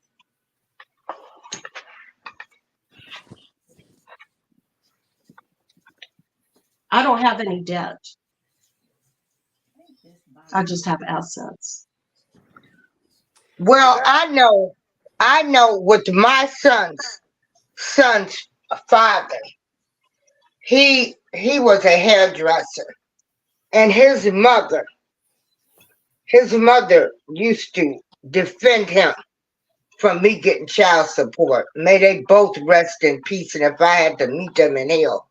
I have a beautiful son, but his mother used to say, "Oh, he was, um, you know, how do they do it when they're like in school?" She would always say that he was a student. Mm. She gonna have the nerves to tell me that if it was me, I wouldn't be trying to get no child support. I would be showing them I don't need them. I said, well, me and you different because a man needs to take care of their child. Mm-hmm. I only got $500 from my son's father his entire life because of her. Then he would move to different states. Mm-hmm. But trust and believe. Every time I heard that sorry MF had moved somewhere, you best believe I tried to track him down. Let no man walk around here and not take care of their kids. If I had to spend every dime I had, go to legal aid and everything, oh no, you gonna pay, buddy. You gonna pay. Just think about like if women just one day decided, well, I don't have any money and I'm not trying to go get it, so I just don't have the money to get my kid the things it needs. It just don't get them. It doesn't get to eat or have shelter or have diapers or anything it need because I just don't have it. Just imagine. And then they're going to talk about what the black woman does, things that they have to do to go out and put food on the table, or any woman that ain't getting child support to feed her kids. Mm-hmm. Man, I wouldn't let nobody get away with that. Mm-hmm. Yeah, the irony of that. You were a strong woman, honey, but there is no way on God's green earth. I'm a tired woman. I'm a tired woman. This is my third glass of coffee since I've been on here with you. I'm a tired woman. I would have never let a man get by, but like you said, trying to get blood from a turnip. But check this out. If your kids were first, I don't know who you was consulting with. If your kids was first before he remarried, your kids would have already been in that pot. I don't care how many times he remarried. He would have been taken care of. When he first left, he left in 2006. So when he first left, I did go through the channels of starting child support. And I was told then in 2006 that because I was the one, I owned a home, he didn't. Because I worked and he was a full-time student. Because he resigned from his job at Emory University and Georgia State University as a visiting professor, that I was the one that was going to end up having to support, and that the most I was going to get from him was $50 a month. And so I just said, you know what, that's not worth it to me. It's not worth it to me. Honey, I would have got $50, 25. You wouldn't have never got away scot-free. Right. Because there is just the principle. And it seems like you were playing the system too. Some men slick too were trying to play the system. He's a social worker. He is a social worker, and he worked for DFACS for several years, for 5 years specifically. And so, yeah, he knows the system. He knows what he did. He's an educated man. He was educated when I met him. He was a social worker, and he did want to. He wasn't no educated man. He was a slick. He was a slick Negro, is what he was. Yeah. A slick is what he was. Yeah. Shit. He Yeah. was a switcher, and he pimped the system, and he pimped your ass. Yeah, he Sorry, did. man. He I did. think No, you're damn right. men that don't take care of their kids. He did. Me either. He did. He did. I paid for him to go to Hajj, and I paid for him to make Umrah to Mecca. I paid for him to get a new wardrobe at Nordstrom's so that he could get a Girl, hammer you crazy at as Georgia hell. You State. are crazy. What Do you was hear that? yourself? Yeah, You hear yourself talking about all these things you did for this man, but he don't yeah, even have to pay for his own children? You sound yeah. I crazy as know. hell, and I mean I that in a know. respectful Was way. You this sound your first insane. love? You sound insane. I know. Was he your first love? No, we can't No, say she sounds insane, just he me. I wasn't. In said it in a fact, he respectful way. That's no. insanity to just not to be talking about all the things that you did for a man, but not obligating him to pay for his own children. That is Yeah, insanity. yeah, Damn near by definition. yeah. And that's why I've been celibate since Was this 2006, man your and I ain't been first in a love? relationship since then. Because I cannot. That relationship Okay, I showed bring me. it every day. Thanks. Yeah, Yeah. it showed Girl, me let that me I'm tell the you one that's the something. giver in the relationship, and so I needed to Oh, reevaluate well, girl, he that. pimped you good. He pimped you good. Yeah, he did. And you know He did. what? Check He this did. out. Now, I want you to listen to this. He pimped you good, but you ain't the first woman, and you ain't gonna be the last woman. He's Go get your money. You're Yep. right. Run, don't walk. Yeah, So, he real did. quick, I wanted to ask, what are the other reasons other than being Muslim that somebody would wear hijab? I heard Amber say that she got I can down. explain that. I can explain. I'm Muslim myself, though. Wait, what? Who is that? I'm actually a Muslim. Oh, are you Riaz? Yep. Oh, hi Riaz. Hey, just be. I'm Muslim myself. I can explain. So basically, some people choose to wear hijab is not just because of faith reasons. Some people choose to wear it because they feel protected and safe. Because the hijab is actually designed. Hijab is not the scarf itself; it's the heart. Basically, in here, your heart, that's the hijab. The scarf right in here is to protect you from the outside. So basically, when you're walking in public with a headscarf, basically you're protecting yourself. I mean, it's not always 100% guaranteed, but I mean, like, in a way, spiritually, you're protecting yourself because you know, nowadays, most guys are shameless. So to protect your beauty and everything like that, that's why you wear the hijab. So some women wear hijab who are not Muslim, they feel protected and they feel secure wearing that headscarf. It does feel good. It feels good because it feels as though, as a woman, as an American woman, I don't have to worry about my appearance. Is my makeup on right? Am I moving with the right posture? How is my appearance?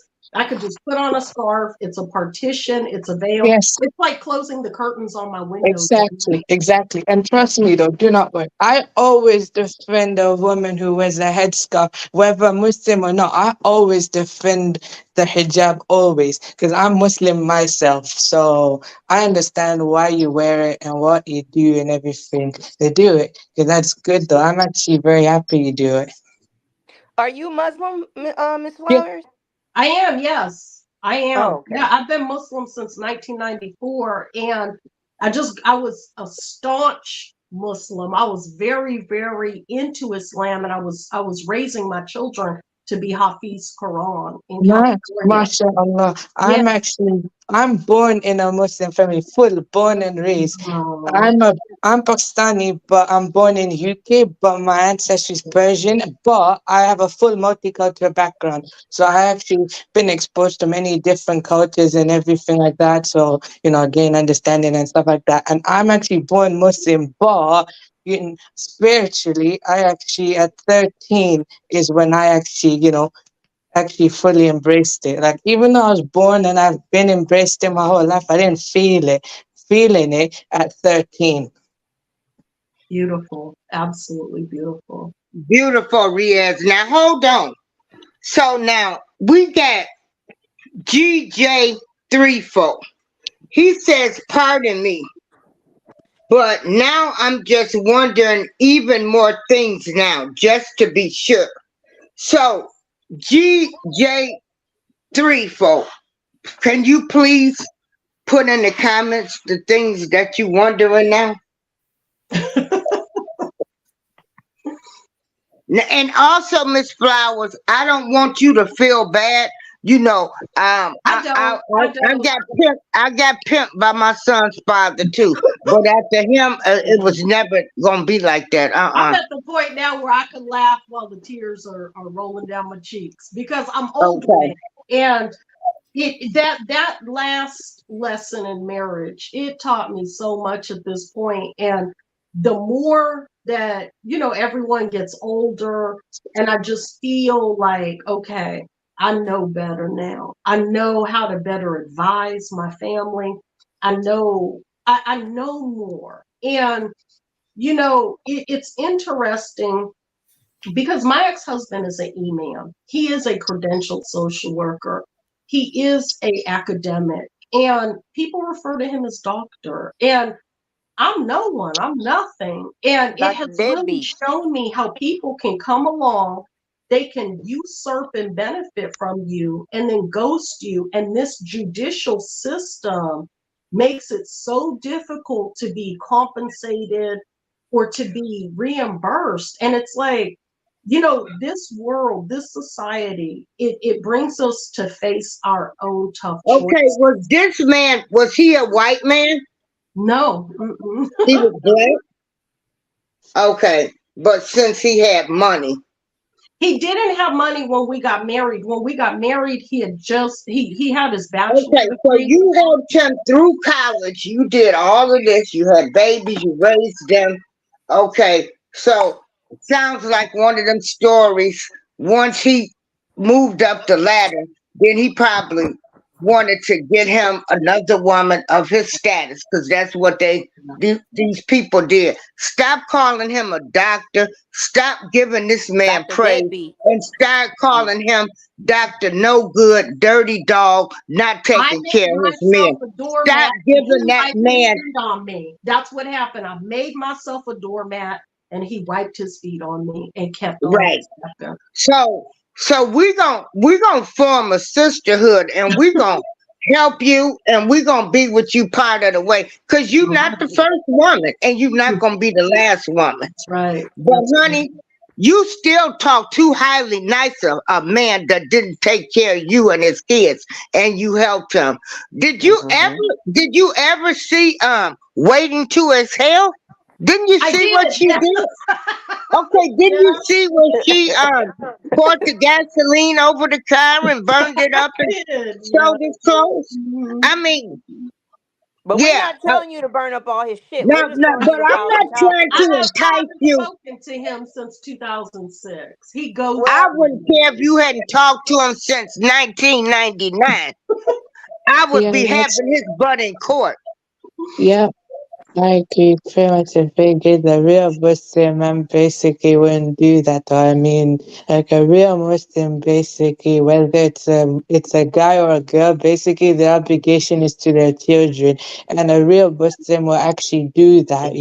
They look whether it's guy or girl, both genders though they have to look after their children in God's because think about it this way: on judgment today, whether he doesn't look after him now or whatever, you don't have to deal with that. But I'm saying, whether just go for a moment. I'm just saying, on judgment day, that's not up to you to judge. Afterwards, God will judge that person on what he was doing in this life.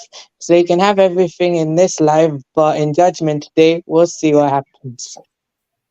Hey, Miss Flowers, did he ever come pick up your children and everything? No, Anything? Did he?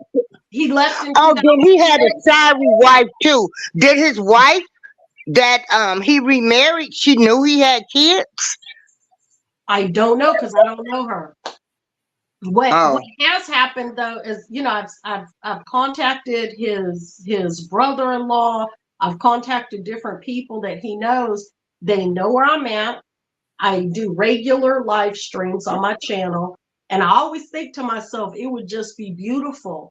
It would be beautiful for him to say, "Hey, Let me go over there. Let me talk to her because I'm ready. I'm ready Girl, to he get. ain't gonna Girl, do you've that till been he doing probably on lives. his. You've But you been know doing I what? this As wouldn't. shit. soon, I wouldn't be Hey, trying to make no well, amends. as You soon better as go my find last you one, another man that's gonna appreciate you. That man ain't gonna do that mess till he on his deathbed, well, as probably. soon as my last one gets through college and is independent, I've already talked to them, and I'm like, "How would you feel about me publishing a book on the experience?" And they're publishing a like, book, "Mom, girl. Let me I'm tell gonna help you no, write and no, edit Miss your book." Flowers. Miss I Flowers. would be handing out flyers at the college he teaching at. It's by no accident that you got on this panel today, and everyone told you the same thing. Black, white, man, woman, everyone told you the same thing: is you need to go and file paperwork on this man. This man should not be able to live high on the hog with his new I family. won't do it And because I listen to these red pill men, and they're always talking about Okay, how these Uh, women, they're making it hard wait for us. a minute, no, Miss no, you Flowers. listening no, to who? Are So you I'm no, not like, no, what telling no. us is the what whole I story? Hold Hold up. up, Those Miss red pill Flowers. men are Is men, there though. Miss Flowers, is there something that you hiding from us? Like, were you, because you grew up in a broken home and different things, you didn't become a drug user or alcoholic or any of this during this I don't time, right? smoke, I don't drink, I don't toot, I don't do Okay. anything. All right. I'm going to mute my mic. Go ahead, I, 18th letter. look, I was just gonna say, this me when I'm not on here. I'm right here. I'm gonna show you me when I'm not on here because I just jumped on here. I sit down right here. I turn on my light. I open my Quran and I read Okay. my Quran. This is what I do.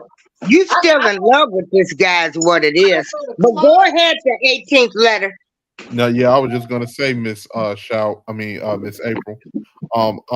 Like I've visited a lot of different red pill spaces and everything, not the extreme logical thinking people, and none of those brothers will advocate for you to let him slide as far as not getting child support. Anybody with any logical sense that know that that man is not taking care of his responsibilities, uh he doesn't equate to red pill people that's having No. problems because they having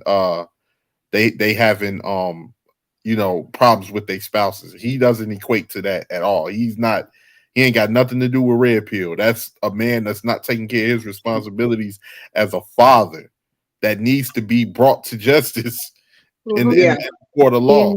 Mm-hmm. Yeah. And But I, and I anyway, understand y'all, though I check want this him out. to not be working where he's working. I want him to Okay. not be referred to as his title. And I want him to not be an email. Well, honey, I will be you. what You is an want me to come E-man? out Well, I there and don't help even know you these put terms. flyers What is on the man? car?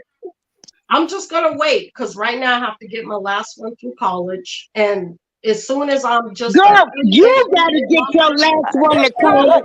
You better have that man help you get him through Oh college. my he's not God, I going to. can't.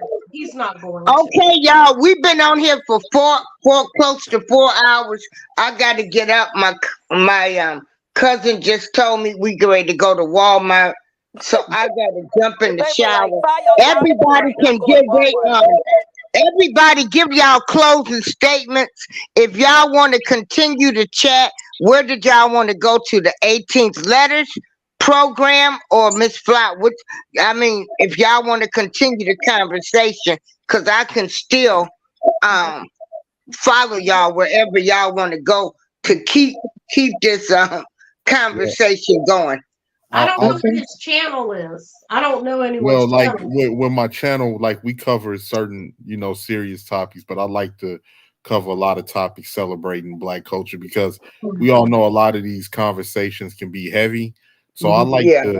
I like to ease off of that a little bit and just for people, Okay. normal people online, So like my next live that I'm going to be doing, I'm actually going to be doing an R&B live with another content creator on YouTube, and we're gonna have like an R&B standoff contest. And like I say, we just like we'll talk about certain things. Sometimes we talk about heavy topics. Sometimes we lighten up the mood because if we always talk about heavy topics on YouTube, a lot of us would be crazy, mentally deranged. So, like, Yeah. and it gives a chance for Yeah. people show their normal side without, Yeah. not their YouTube side. Yeah. Can you do the wobble wobble, Miss Flowers? What's that? Can you do the wobble wobble? What's that? A dance. Oh, I don't know how to dance. Miss April, Oh everybody Lord, don't be have out here mercy. shaking they Watusi like you. Everybody don't know how to shake that thing. I don't know how to dance. I've never, ever, ever Baby, learned I'm how to dance. 61 and honey, I'm a two-time cancer survivor. I live each day like I'm dead. Where the Praise Right, the party Lord.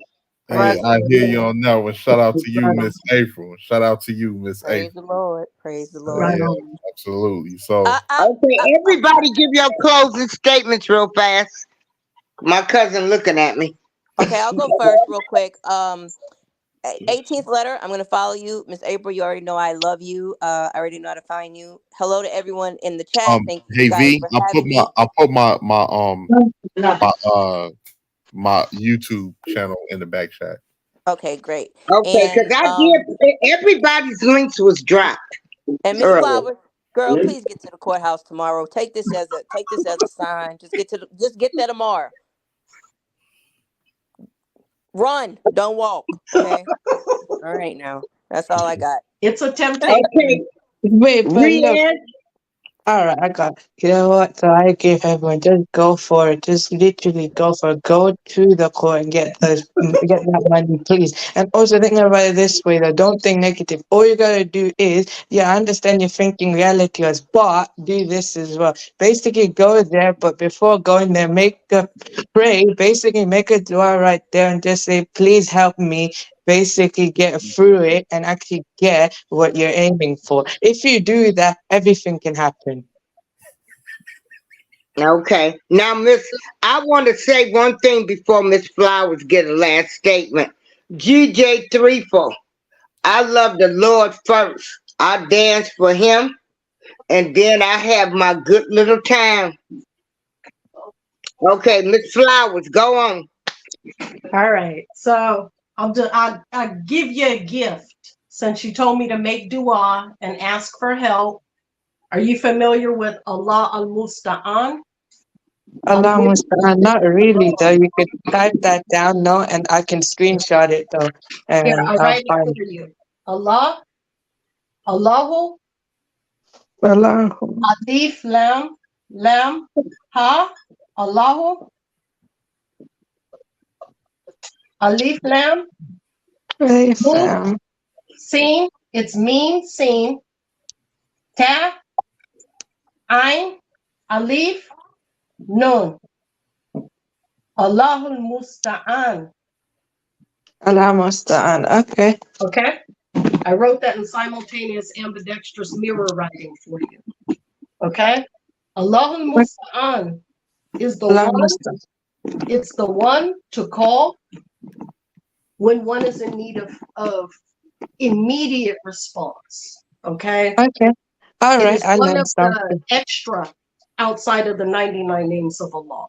Oh, And mashallah. Yeah, I learned about that a long time ago. I'm actually learning something again. Even though I'm born, no, even though I'm born in the faith, I know the basics. So I'm learning to get through the basics. Because if you can't practice the basics of your faith, then, everything else is worthless. So you gotta learn the basics first, then go after everything else. can I get everyone's channel so I can subscribe? Because this is really my first interaction on this channel. It was just I that hope kind you of had quick a great time with interaction. us. And we don't want this to be the last time because Thank you. I think I want to go a little further with you. And I want to know, were you a Muslim when you was with this guy? I was. Yeah, I became And Muslim then I want to 1993. know, like, what are your teachings? Is this why? I got a whole lot of more questions I want Yeah. to ask you. So we will do another show because I want to know. I hope I hope it's not your teachings that a No, man it's is not not. the same. It's not. Oh, okay, In fact, it's not at all. okay. It's to the contrary. And that's kind of the situation. 18th So letter. Can you drop your link? And when you Hold come on. back, we want to update on what they said when you went down and filed that paperwork, because that's all basically we want to know. If not, Okay. We're gonna stop taking you seriously, okay? We need But to know if you were y'all down go, there. oh man, it ain't It's no live Saturday. chat It's replay. Saturday. Okay. Go on Monday morning early. Okay. I mean, that's This is kind of not a Okay, nice what to game. me. I'm gonna do is I'm going to oh shoot, hold on y'all. I hold on. I got his thing, but that ain't the link because he's in my standing in the gap that Is, I'm gonna do for is the tomorrow. channel called 18th Letter? Yeah, Okay. hold on. But Okay. see, I don't have live chat replay. But I was dropping everybody's link. Mike Rhino, get away from me. My cat is on me. My cousin looking at me. I Hold love on. that name. If I get another dog, I want to name. I thought about naming it DJ Screw because I'm from Texas, but Okay. then I'm like, when I'm training my dogs be bad. Like and when I'm training them, I just feel like, stop it, DJ Screw. It's Hey, too much to young say. Riaz, can you drop the 18th letters? I It's don't in the. think I can, even though if I Hold want on. to, I can't because I'm not a mod basically. I don't have the mod stick, so I can't do that. Hold on, A y'all. mod has to do it. Hold on. Hey, but I'm actually, nah, Miss Pat, it's actually nice to meet you though. You pretty much taught me something, taught me something as well. I learned a lot. Oh, I didn't see pre-retirement days. Okay, I got Sweet Thumbs. I got Rocking with the Truth, Mayhem and Miracles. Hold on, I'm going through the links that I was dropping. I'm gonna have to find me I could go some. to 18th Letter if that's the name of the channel, and then I could Hold just on. subscribe. Is everyone on here content creators? Yep, I've not I'm made a both video. content creator and supporter. What is I've your been in the. channel? Yeah, Look, I've been in My the. I've name, been. Young Riz. Sorry, go ahead. I've been in the planning phase of my channel for she been a supposed long to been time. dropping a skincare channel for so long. Or just some sort of lifestyle channel. But Miss April, some of these people kind of crazy. Like you Girl, I good, know they but some of crazy. I these don't folks pay are 'em no crazy. attention. I made a public announcement Yeah, before my show started. We drama free over here. We yeah. respect everybody, but we don't roll with people that has gotten on platforms and talked about anybody, any of the people in our sector. We don't do that over here. Well, We Okay. stand by shame our on me. people. You know how I Alright, started my channel, right? for me and my channel, I just make a variety of content, but I don't do face content though because that's not my thing. It's not that I don't want to show What everyone is my your face channel or every. name? My name is Young Riaz, basically. Oh, You don't have to. Ultra Magna, he came back in and apologized too. You know, some of these subjects sometimes are very uncomfortable. Mhm. People get in their feelings. But what I like about it is Ultra Magna, he did. I see he came back and he apologized to whoever he was talking to about the way. I think it was just B. You know, some of these people, they so passionate in what they believe in. Cause I'ma Mhm. tell you, I get livid when people say, they want to give X y'all know who all these praises and I get livid. So Okay, and okay. I think yeah. Okay, hold But on. politics and religion always get people riled up, though, and I think Yeah, Yeah. I that's why think I do my it's thing. okay to get. Okay, I got it right here. Hold on, y'all. I might just hold on. Okay. Do y'all see it? It's the star comment right now. Yeah, I see That's it. his link. Okay. That's his link. Yep, see it. Okay. That's his link. Y'all got it? Yeah, I got it. I copied it. You got it, Amber? Young Riaz, it was nice to have you up here. I thank you. respect you. Um, now I who else appreciate linked? you. Um, if y'all go back to the beginning, y'all know we've been on here for 4 hours and 5 minutes. I done went through a breakfast bowl and 3 cups of coffee. And I had 3 cups of matcha latte. 3 cups, and I Okay, usually only have one. Nice. This is nice for me though. Thank you, because my channel, I have a very interesting subscriber count because Okay, my now the subscribers are link from I'm getting ready tarot, not from religion, from tarot. I built my channel with tarot, so I don't do tarot anymore. No more divination. That's just like my to. main subscriber Okay. count is people who are into like Wiccan, or they're witches, or they're into they're Christian or atheist or something. So this is nice to actually network with people that are from a completely different, I think like maybe a different talking point sector on social media. It's nice to network. So thank you for the opportunity. Nice. Okay, now Yeah, Miss Stelling Stewart. Now you ain't no witch, are you? Cause let me No, see. Let me put I'm the not a blessing on. witch. No, Y'all put the no. blessing on y'all computers and phone. We rebuke all spirits. But that's her channel. You will find out I am a comedian too, Miss Flowers. Muslims say, But "A'udhu billahi minash shaitanir rajim." It's seeking refuge in God from all evil. Oh, I know another one, but okay. la hawla quwwata illa billah. Aliyul azim. Oh hell no. Let me hurry up and end this. I can't have folks talking Okay, stuff I don't pretty much it understand. was, no, but There I'm go saying my it's really phone nice now. to There go meet my Miss Flowers cousin. though, I because gotta I've talk to actually, y'all later.